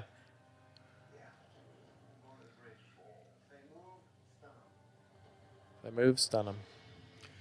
Hardware wars. Yeah, why they have a hardware wars joke in here? How else are we going to explain how the First Order keeps all their uniforms so crisp? We have to explain everything in Star Wars, right? Oh, my.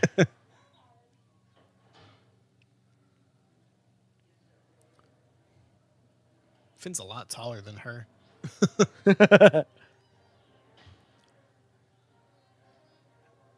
BB-9E! And I don't think John Boyega's that tall. He's like, I recognize those movements. What if there's a backstory between BB-8 and BB-9E? Oh, I'm sure there is. I'm sure there'll be a comic. So once again, like we're having those parallels with Return, the other Jedi movie. We got the elevator scene. Just what Luke's saying this to Vader. It's exactly what Luke's saying up the elevator, It's not exactly what he's saying. But I get Let's put them side by side. Yeah. She feels the conflict in him. Vader says there is no conflict. She feels what Snoke / she wants to feel. She's straight up wrong. Right. It's all playing in Snoke's hand here. Because there was conflict in Vader. They each are super confident in opposites right now on the light side or the dark side of the coin.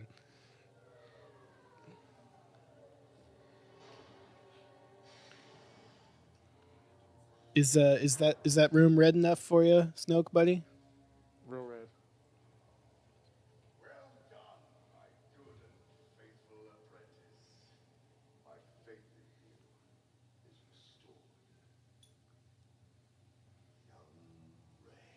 Young Skywalker.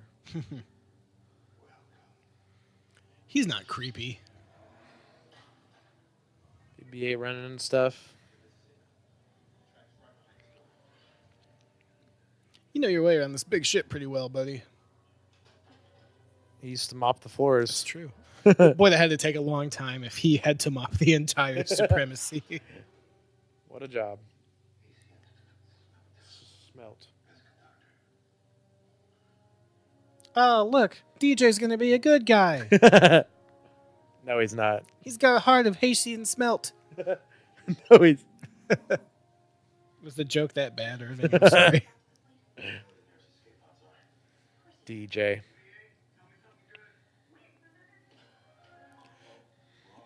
They are just assuming that DJ's a good guy now. Yeah. They just kind of let it...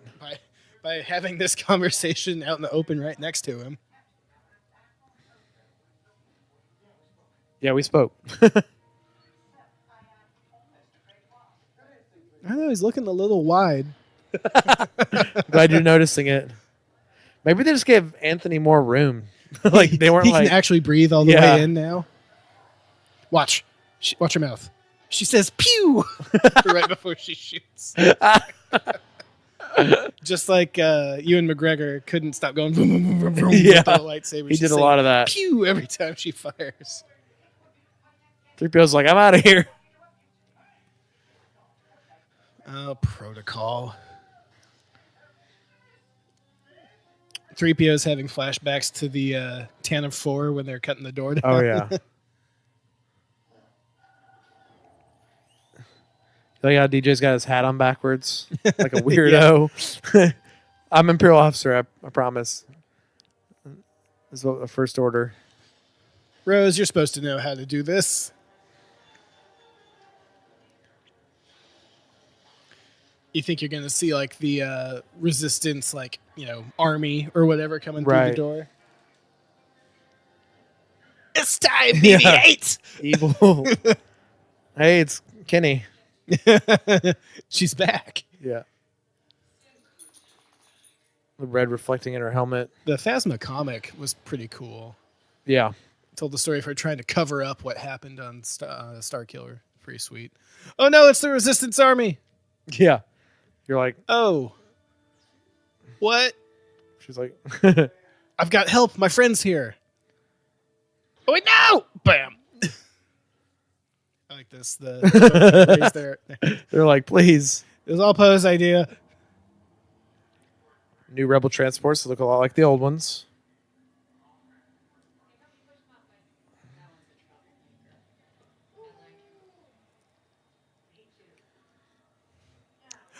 Help me push this hover sled. Come on.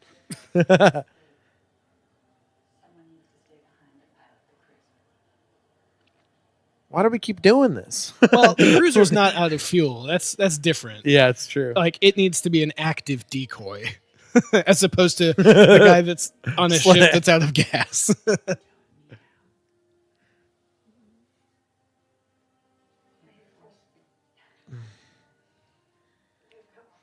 I think Carrie added that part too. I don't remember where I saw that. Nice.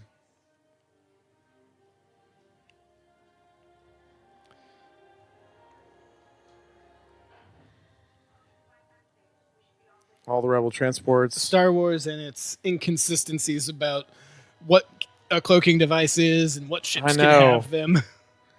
Ship that small does not have a cloaking device.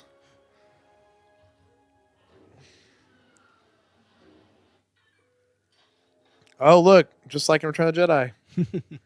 Come, young Skywalker. Well, you no longer need those. Snoke's whole thing was emulating Palpatine. Oh, yeah. Similar to Kylo, right? With the Vader thing.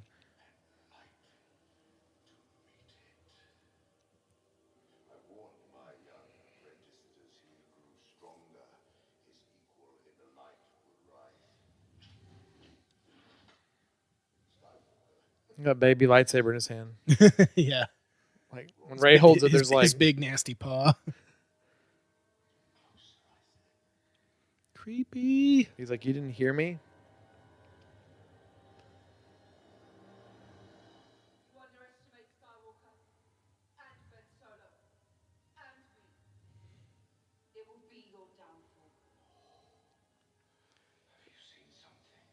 Oh, such patronizing. He's got nasty teeth. His eyes are very wide set. So do you think that Kylo knew what he was going to do walking in here? Or that this revelation that he was just being messed with by Snoke again is what leads him to... I think I think it's the latter. He looks genuinely kind of shocked like, there. Wait, what? All right, I've had enough of this. Look at his hand that's bigger than Rey's head.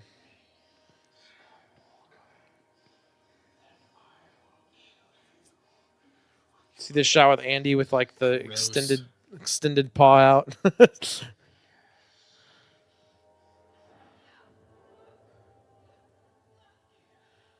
Did you hear Palpatine's theme in there? A little bit, yeah. Dun dun dun. So we're seeing like Snoke just has a complete mastery of the Force. That's what we're led to believe.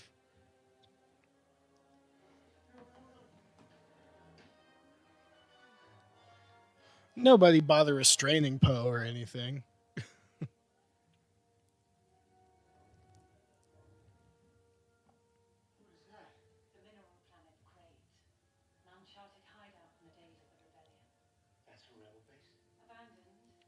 Oh, the reveal. Holdo had a plan the entire time.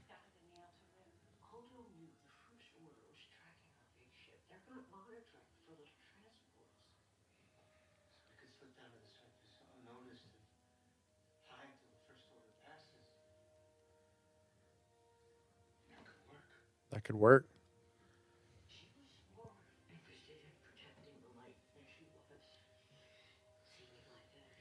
Flyboy.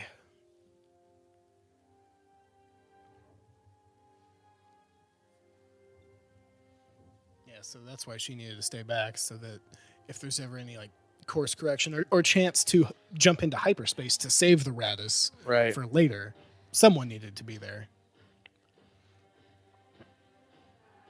Got to mention too the Raddus named after Admiral Raddus from Rogue One. Yep. This is very, very Hux. You have to make a big show out of everything. Oh yeah, you couldn't just deal with his hubris here.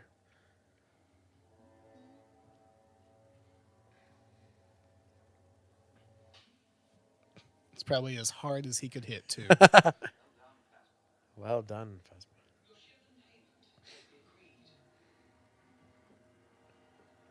Uh-oh. That's why he's wearing the hat backwards. Doesn't even matter. He was covered the whole time. Ignore that guy. He's pretending. No, I think that when they got arrested, he was still arrested with them. It's after when he cut the deal. He's like, I got some great information.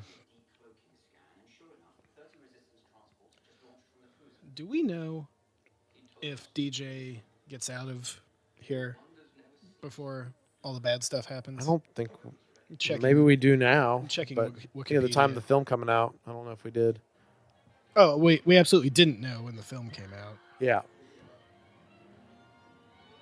I'm sure he does. There's a neat story about that line, maybe, too. But I'm not going to give it away. Okay.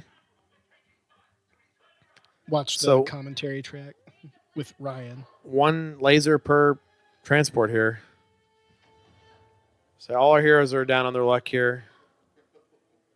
So he just read Rey's mind, right? Yep. So he just saw basically everything maybe that Rey was trained by Luke. So looking on Wikipedia, the DJ comic does give some background as to what he's doing on Canto Bight. That should be fun to track down. Rey grabs the lightsaber.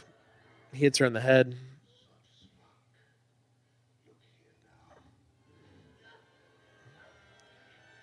This is another Palpatine moment, Mike, we have where he's saying, look at your pathetic rebel fleet. So according to Wikipedia, he does survive.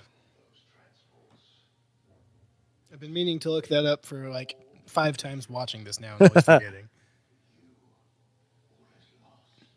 So Snoke's doing exactly what Palpatine did to Luke here, and so this Luke even does the same thing, pulls the lightsaber away, right? I hated Facebook for this because I was trying to avoid clips or anything leading up to the movie coming out. You saw Rey lighting Kylo's lightsaber. Yeah, I did too. In one of those auto play Hate videos that. on Facebook. Yeah.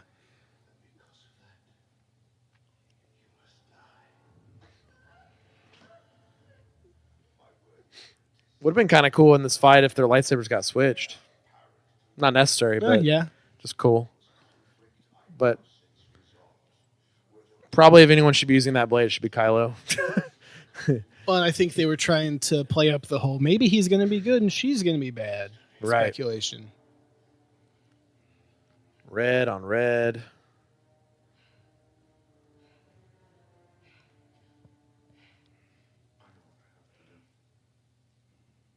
So good. Starting here onward. Snoke's hubris. So this is the very end of Act 2 here. We're about to start Act 3.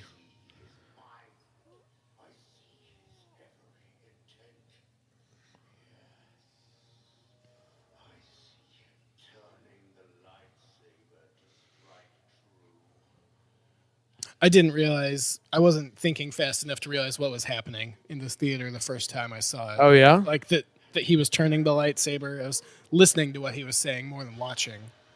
And then, oh! I like the detail going through his arm, too. Yep. And he just flops. The hands stay up. One of the hands stays up there. Some audible cheers in the theater when this Plus happens. one boo, which was me.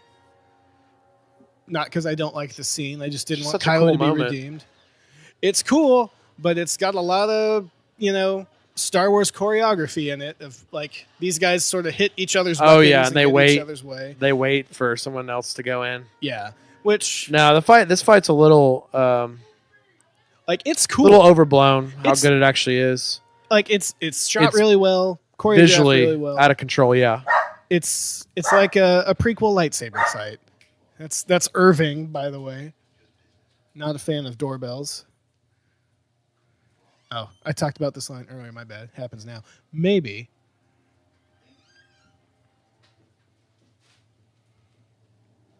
Good story there. But yeah, they're attacking one at a time. Sometimes getting in each other's way. It's like playing Assassin's Creed. Yeah. It's still a super cool fight. So good. But just it's another thing that haters latch on to while forgetting that Luke kicks a guy in the face during the battle on Jabba's sail barge and he is like a foot away, and Obi-Wan and Anakin swing lightsabers at each other and never connect sometimes. It's Star Wars fighting. It's style. The dogs are worked up by this scene. Whoop, he did. We see Kylo take that stance later.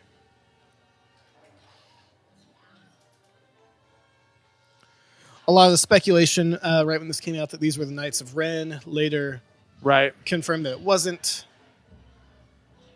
Which I think is good. Yeah, if you're going to bring them back. I would have been fine with them being the Knights of Ren, but doesn't really matter as much either way to me. Is it fully understood now that the Knights of Ren are there were princesses that Kylo took with him?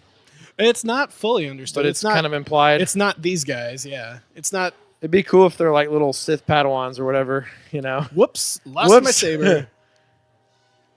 That room should be a lot smokier. Look how fast that fire's burning behind Yeah, him. I like that the fire starts from that one guy's little blade hitting it.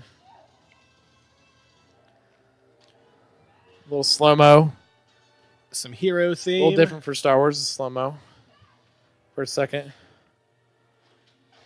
I laugh every time at this part. The smoking hole. You can literally just turn it on and back off again. A really good dramatic moment, but of course we've seen Kylo Ren have insane use of the Force there. He could have just froze that guy, pushed him away. I don't know why he was stuck there. Now he's kind of mourning Snoke's body. Mourning? I think he's just kind of realizing, he's like, this is who I am. This is mine now. More like dancing on his grave than mourning. Not yet, but he's on his way. He's giving Rey a chance here. For what? He's hoping that what he thought walking into the throne room is true still. Right. That she can be turned.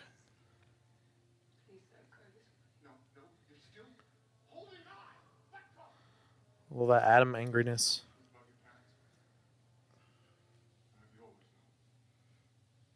Well, gee, Maz told you in the last movie.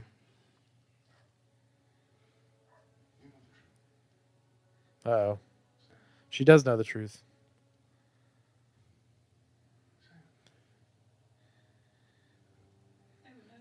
What'd she say? They were Kenobis? Is that what she said?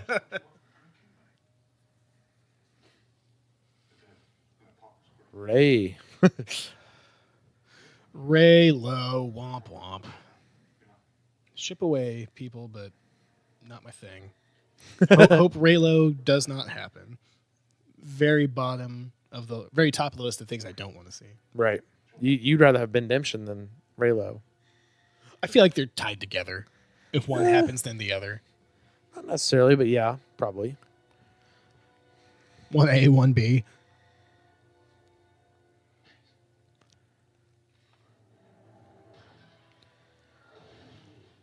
Everybody's dying. Everything bad's happening. Oh, look, she's coming in to block the shots. Oh, wait a minute. She missed that one. The Radis is a cool ship.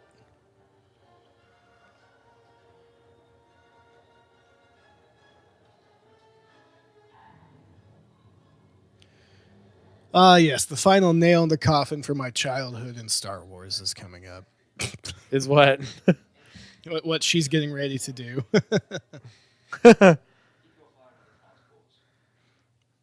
Don't have those Star Destroyers that are closer do anything. Once again, yeah. It's all about image with the First Order. Cool guys. Cool Nazi guys. So they think they are. This is neat. Right. This is letting old things die. We see the legacy saber here. What's going to happen to it? And why does Kylo want it so bad there? Just because he doesn't want her to have it to fight him? Maybe he thinks there's some more Vader strength power from his grandfather in there, yeah. Or he just doesn't want her to have it. Once again, more of the Flash dragging this out. Dragging it out. You can see the steam coming off of it, which I like. Jeez, how many transports They had a have bunch. to die? So many. Oh no. Hi, Chaz. Attack of the dogs.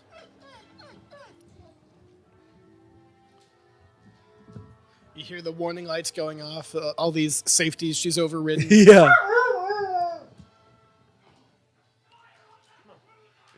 Hux and his lieutenant figure out what's about to happen.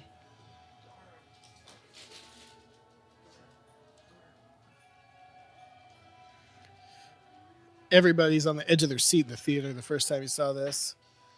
You know that something's going to happen to save him.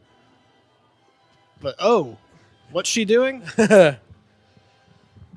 Perfectly timed, same moment. Yeah. Use of silence. Great visual tied with the silence with it. I think that the novelization tries to give a little bit more technical explanation for it as to why it's unique for the Radis to be able to do that. Something about it's like shield or something. I could be wrong. But either way, people are like, well, why don't they just do that in every space battle they have? I think we've talked about this. I think we have. Before, how It doesn't. it seems like it's a much more unique situation where it's Well, just like a regular People would ship. die too, a regular right? ship would just smack against the Death Star and explode. This Right. was a very, very big ship against not a Death Star, but Right. a big enough target to hit kind of deal. Oh yeah. Anyway, we're not going to argue about that because we got some cool action happening. Once again, Finn and Rose just keep getting saved. Another little over the top BB-8 moment. But Yeah. Not unbelievable, but a little. Well, it's consistent with the over-the-top BB-8 we've seen. Yeah. For the kids. For the kids.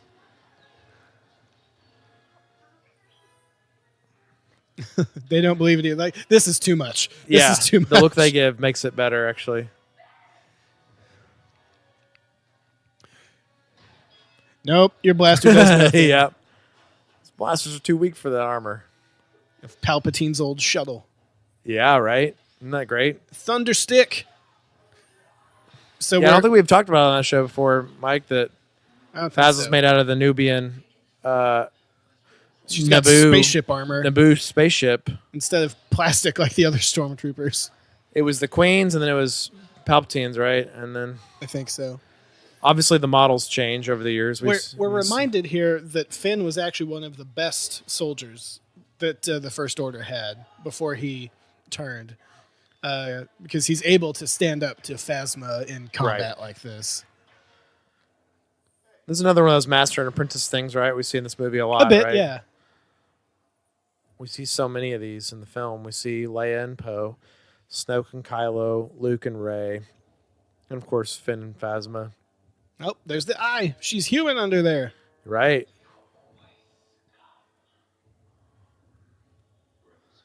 A little corny. Star Wars corny, corny, yeah. And Phasma, once again, kind of wasted, but not as bad as the first movie, in my opinion. I don't know. She got to do something in this one. Yeah. At least, yeah.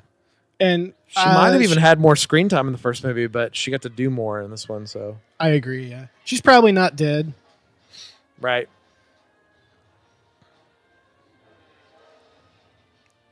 CG like doesn't look all that great there. It's no. right, though. I like the ATSC without the top part, though. That's interesting. Yeah. And a little Imperial class looking shuttle there. I laugh every time we cut straight to. Oh gosh. And then I think that's purely a shot just to tell the audience, no, he's really dead. You know what I mean? Oh, great! I laugh here. Back. Yeah. Hux is like, my day has come. He's like, too slow. Crap. And he's so smooth with it. He's just like, I was adjusting my belt. I was not about to shoot you, Kylo. They're like the angry brothers. Yeah. Hate each other. Well, now they have to work together. Here's the tactical mistake Rey made. She woke up before Kylo did. Right. I'm not saying she should have killed him because that would maybe be against character. But you left his lightsaber with him. Yeah, it is bizarre. Take that. Like you tried to damage it in the last movie. Take the lightsaber from him at least. He's dead.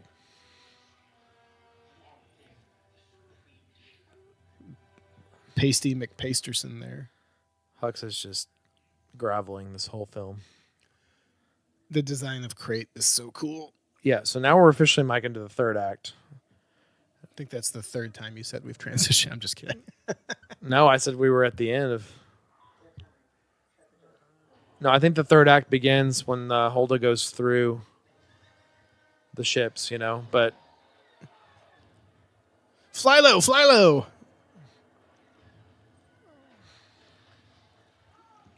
I think it's relevant because I think this is by far the best act of this film. But you said the third act started with the execution scene. You've said it 3 times now.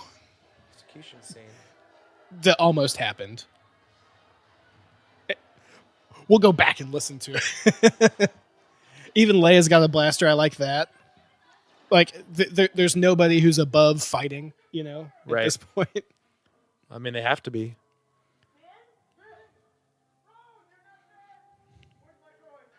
Poe finally gets some good news. He just assumed they were dead.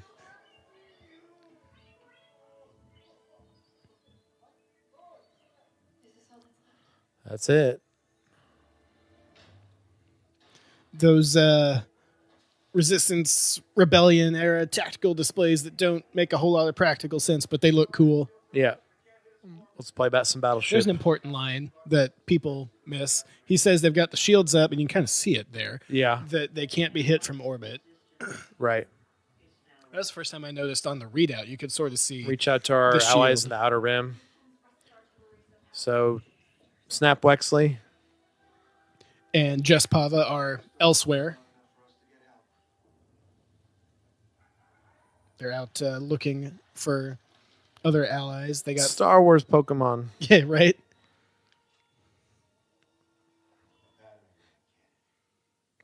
It's a dumb name. It is dumb. Fine explanation. Dumb name. Like an egg. Yeah, more Pokemon. They're so docile. Or out.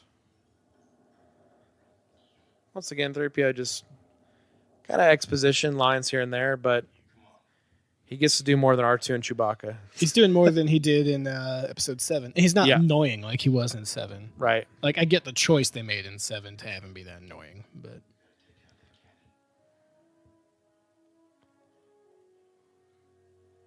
Oh, some hope? Was that hope we BB's felt? kind of taken on all of 3PO and R2's screen time into one droid. Well, just like the new cast is taking screen time from the old. Oh, yeah. He's one droid, but you get to see Gareth Edwards here. This design is so neat. Gareth Edwards there on the left, director of Rogue One. He's like... half director of Rogue One? Full director. No, Tony Gilroy was half the director of Rogue One. That's pretty much confirmed now. And I like Gareth. I don't mean that, but Tony Gilroy saved that movie.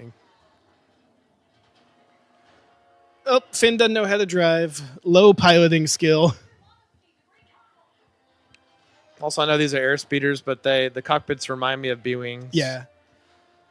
They're obviously nowhere near the size of B-Wings and the firepower, but... they're more Star Wars ships that have super impractical designs, but they look really cool. Yeah, and they look consistent with Star Wars. Yep. They look really crappy.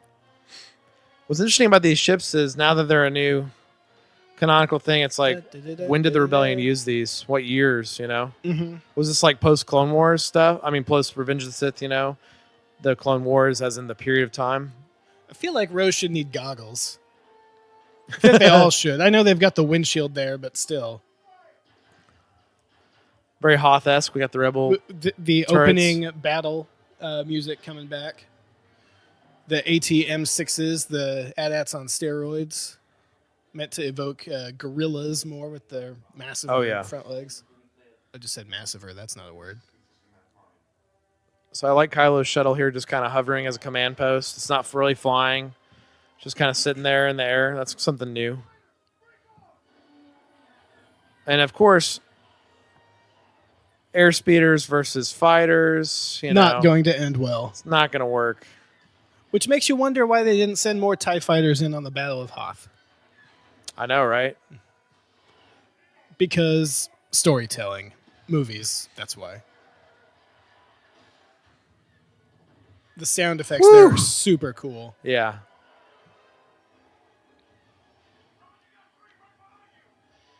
The crate minerals. So cool. So cool. Here we go. I'm ready. For Luke and his X-Wing? No. That's what I thought it was going to be, honestly. But then you see the shadow and it makes sense. Yeah.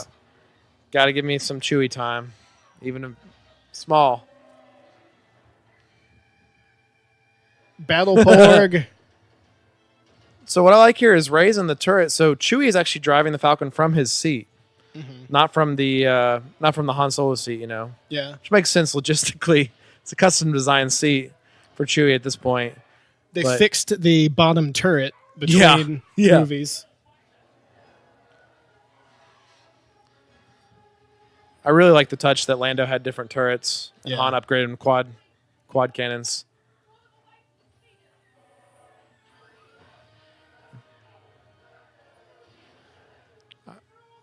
So I'm get really excited about this part, Mike. There's some corny right there. Oh yeah.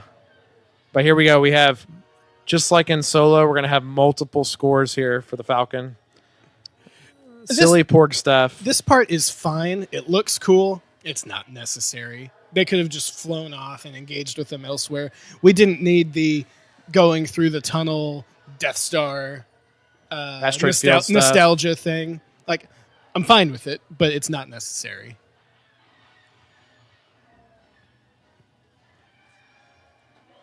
We needed it just to see the Porg fly everywhere. Yeah.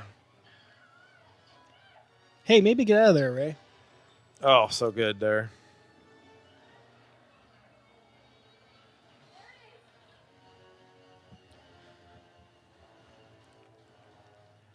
I mean, the Falcon's a huge asset at this point, though. It's like one of the best ships they have. It's a battering ram cannon.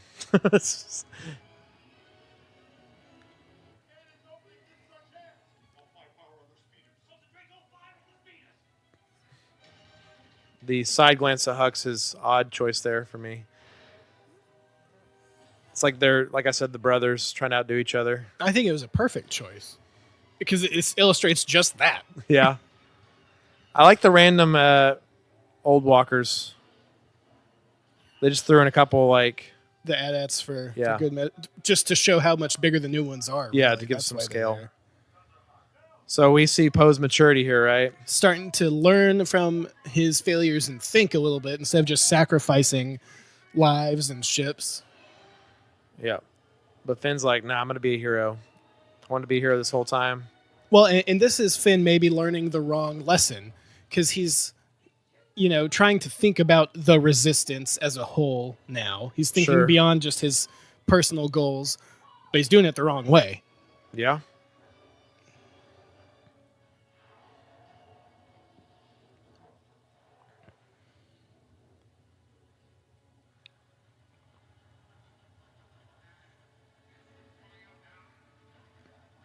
I like the guy who's like just narrating quietly over the loudspeaker. Yeah. Not a lot they can do here. Poe, that Pretty should grim. be sign number one that this isn't going to work. When your Yeah. ship is starting to melt and you can see it.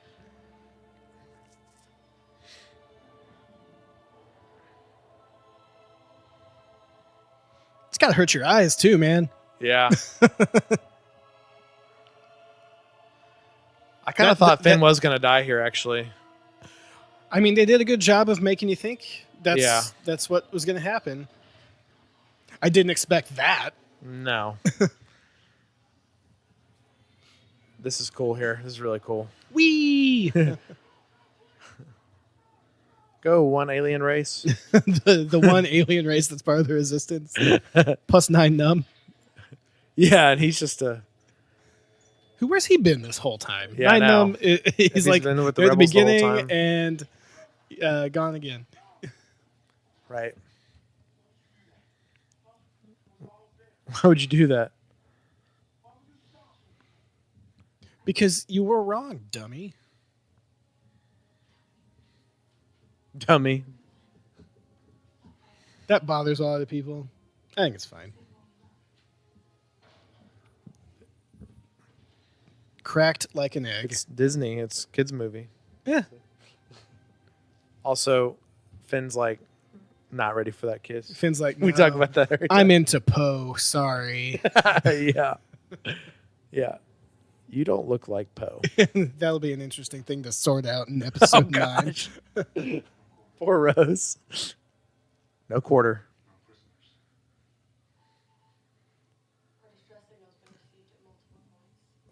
Multiple points in the outer rim. But You got to remember, you're at an uncharted planet. You said that like half an hour ago. Right. Like you're saying we're on crate. Even if you include the coordinates, people still have to figure out how to get to you. So even with Star Wars fuzzy, like travel times, Travel time. I think it makes sense that people couldn't just immediately show up because you went out of your way to say this was a secret uncharted planet. Right. Also would make Luke's about to be so much less cool. Show me that What? dinosaur Gungan army showing up to block the shields. Luke's looking cleaned up. He had Mike, that- you do notice this part, right, about hair and beards and stuff. Well, yeah. He had enough time to use some Just for Men or whatever it's called on Yeah. the way over. Get a little haircut. No, it's actually very strong. This is so good. All this. That was a carry It's line. nice. That was a Carrie line she added in. Yep.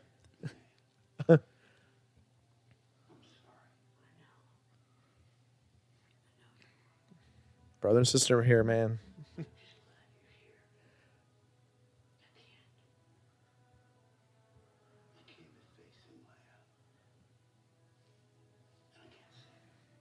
It is a bummer that we never got all three of them on screen. That was a big misstep. Again. Yeah. No, it wasn't a misstep. Yeah, it was. No, it's not. Yeah, it was.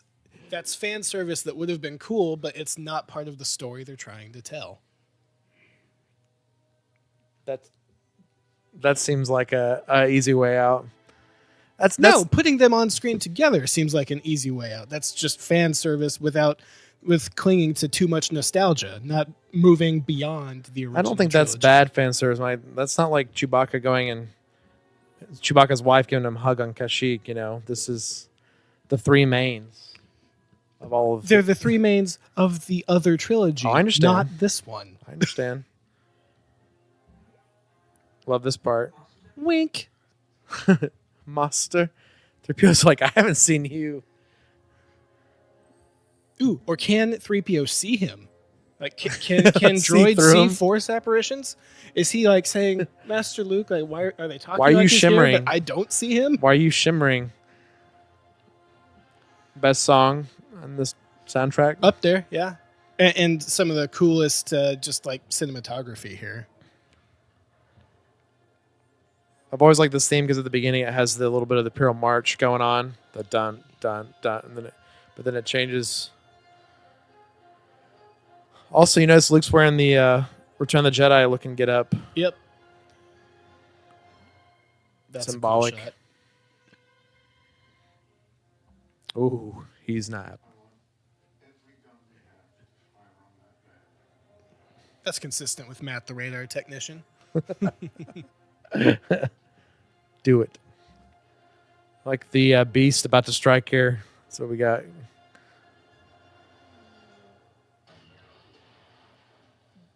Ugh. Oh, that's a bloody mess. Oh, wait a minute. Looks pretty gross. Roll credits. It's over. Kyle's getting a little too much satisfaction out of this. Just a little too much. Hate you, Uncle. There's no such thing as overkill. 3PO's like covering his eyes. I didn't see that before. Like what I'm saying. First time I've noticed that. Yep.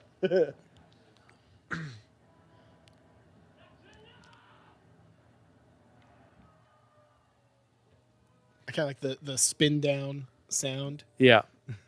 It's like a minigun. Kyle's breathing like heavy. He was holding his breath that whole time and didn't know it. Yeah.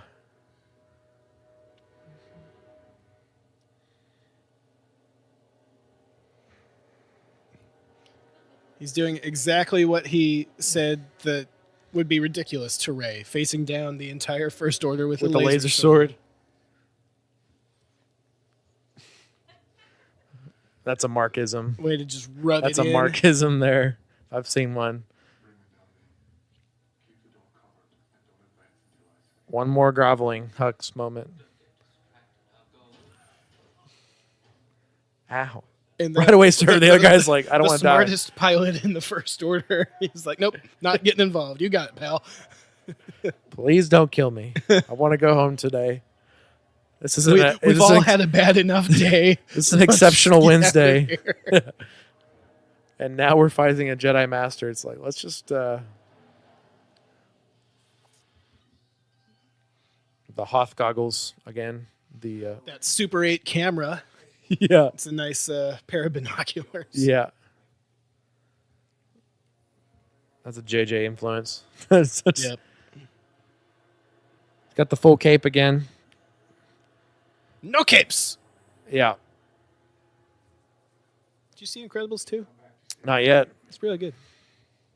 I want to.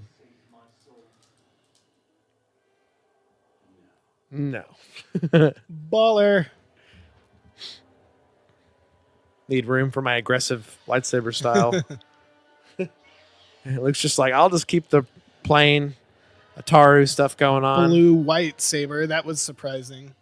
Yeah, the blue lightsaber was a huge shock. It's like, did we see that just get destroyed? But you're not thinking that as the audience. I'm colorblind, listeners. So is that saber blue or white? Because I think it's almost more like white than the... In the original trilogy, it's a little bit more white. But prequel trilogy onward, they made it very clearly blue. The rotoscoping wasn't too great in New Hope, you know?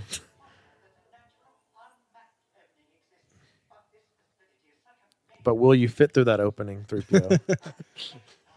Piece by piece. Yeah. They have to disassemble him to fit him through. Those elbows don't come in. No, he's too wide. You got the reference. You got it. Anthony is awesome. I hear he's actually kind of a pain. Well, what we saw of him at Celebration was awesome, so that's all I'm going off of. He's awesome to fans, but I hear he's a pain to work with. Well, he's old. He's earned some grumpiness. I think he was always a pain to work with. Follow him. So now Leia's finally passed the mantle. Yeah, she's reinforcing that. Okay, look, Poe has actually learned something. Got Chewie again. Professional taxi driver of the sequel trilogy. He's dead in the minivan driving Rey wherever she needs to be. Transporting around a bunch of owls now. Follow the Pokemon.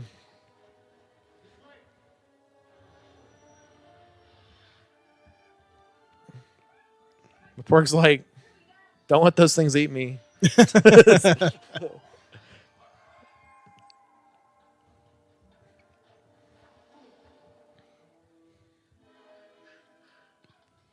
So, like, I get that, like, oh, man, it sucks. We can't fit through there. Why is everybody not just running up to start, like, digging? Yeah. Or giant rocks, surely you've got some sort of explosive in there. Yeah? Like a thermal detonator when you need one. That's super dangerous, but it's all you got, right? Lifting rocks. And look, Luke's glove is finally back, Mike.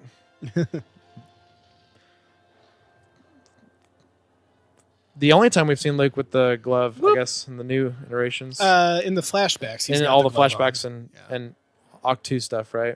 Yeah. Oh, no minerals moving under his feet.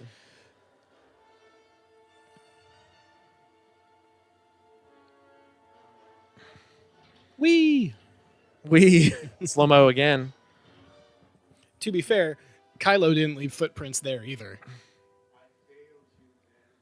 So, like, I get it. That's, supposed to be a giveaway, but there's no footprints of Kylo leading over to that spot either. There is when they zoom in on his boot that one time, though, and it slides. Right, but it's just not something that's consistent in every shot. It's not the 100% giveaway. Right.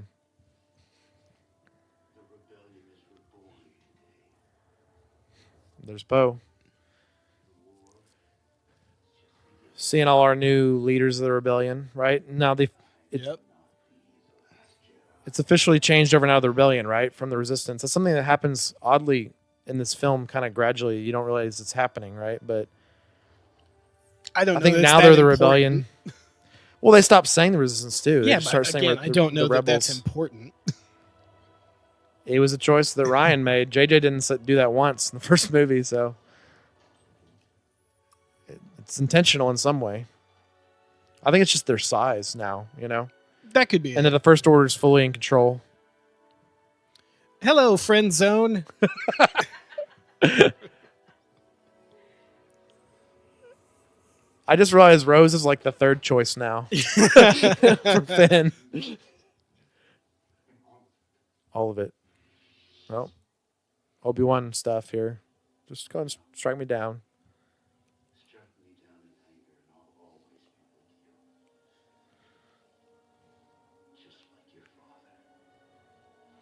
Which that was probably jarring to people like, wait a minute, Han's not a Force ghost. But he's right. Just at least Han's always going to be there, right? Always haunting him.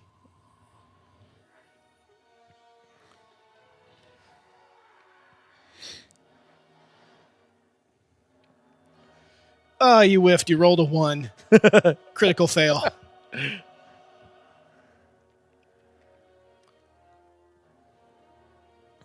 Is that all you got, kid? Mm-hmm. I really like that Luke makes the choice to appear to Kylo in probably the last form Kylo saw him in, the little younger, years younger, cleaned up hair, cleaned up beard. Well, it's the kind or the appearance that's going to emotionally disturb him the most. And I think that's the reason why he chose the blue lightsaber too, right? Probably. That's I want that saber. That saber belongs to me. Yeah. My grandfather's lightsaber.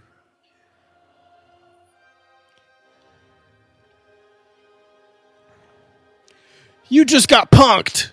Yep.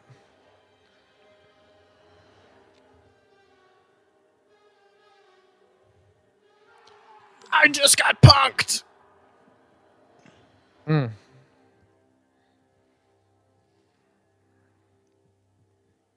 Look at that. This lighting. Ow. Ow. That hurt. That's why I think the line earlier was relevant. The effort would kill you, you know. Connecting all the way across the galaxy. That's what Kylo says about when Rey's talking to him via Skype Burns call. him up. Yeah, Force Skype was never one of the skill trees in the Jedi Knight games. No, it's completely new to us.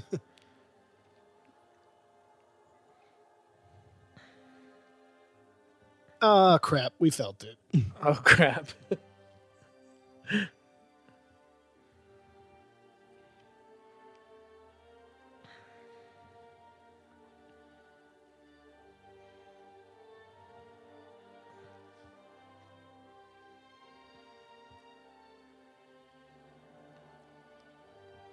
That theme music.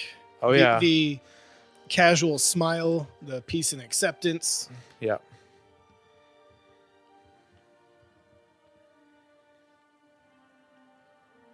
Peace and purpose, right? Yep. But why didn't his metal arm just clang off the rocks? Did it disappear too? I think Ryan addressed that and said, He did. yeah, that was a mistake. That should have been like clink. He didn't say it was a mistake. He laughed about it. He did say, we probably should have did that, but you know, he basically just like, that's one of those things like. It would have taken some weight out of the emotional scene. Yeah. The snow troopers we see briefly. Short. They all look short for stormtroopers. Hux only recruits people shorter than him to be stormtroopers. Smart. That's their new thing. Smart. Oh, one last Skype call. He's like, oh no. She's like, well, I'm done with you. So Connection terminated. yeah, so that's a big no, Mike, to the shipping there. One would hope. Watch the dice. Aww, Another fabrication. Punked again. Left by himself. They were on the Falcon the whole time.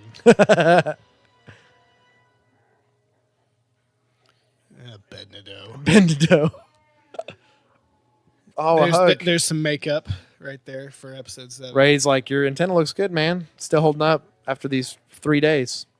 And the audience is all right. That's right. These characters have never met before. Mm-hmm. Crazy. Look at those books. Jedi books. Finn may not know what they are. Like, not just Jedi books, but books. Yeah, he has no idea. Like, he was raised in the electronic confines of the First Order. Yeah, Ray's looking a little jealous, maybe. I don't know. Who's this?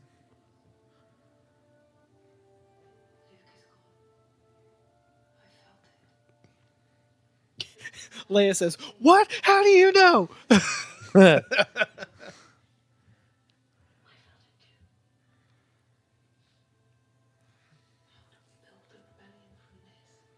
rebellion. This is it.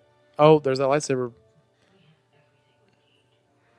We've got books. We got lightsaber parts. We got lots of porgs reproducing quickly. Nine Numb is back. He's still around. He just teleported in there. Do you like this part? This tag on it? I don't think "like's" the right word. I like that they're talking about the legend of Luke Skywalker. So no, then. No, you don't like it's another Harry Potter moment. Another Harry Potter moment. No. I think the scene by itself is good. I think it being tagged right up there at the end after that is odd for Star Wars. Because that is a Star Wars moment, right? See the whole ensemble cast hugging, and then it goes to credits, you know? Oh, my God. Yes. Star Wars used to be one way. It has to change to like go into the future. Which doesn't is, I have think, to. if it's gonna be good. Maybe. Do you think that's the Falcon or just some other ship? I'm hoping it's the Falcon. I mean, it seems like they went right after this, right? Like, I don't know if like that. They're all the rebellions in there, right? Even like, with Star Wars time, though, for the legend to get back to the kid on Canto Bight, you're not going to say it's that quick. He already knows about it. Well, so that was. You want to turn it down? Yeah, as it gets loud. So that was our first pass through The Last Jedi. Still my favorite Star Wars movie. Noticed some new stuff that time through. It's not going to be the last time we revisit that before Episode 9 comes out. Yeah, Thanks probably for have some deep dives of some sort. You got any quick last thoughts? No. That third act is really good. Yeah, it is. And hey, Ryan Johnson liked our tweet. Woo! We can just cancel the podcast now. That's pretty neat. All right. Yeah. So. Well, thanks for joining us on this special episode of the Canon Cantina. We hope you had a good time. Cheers, everybody. May the Force be with you.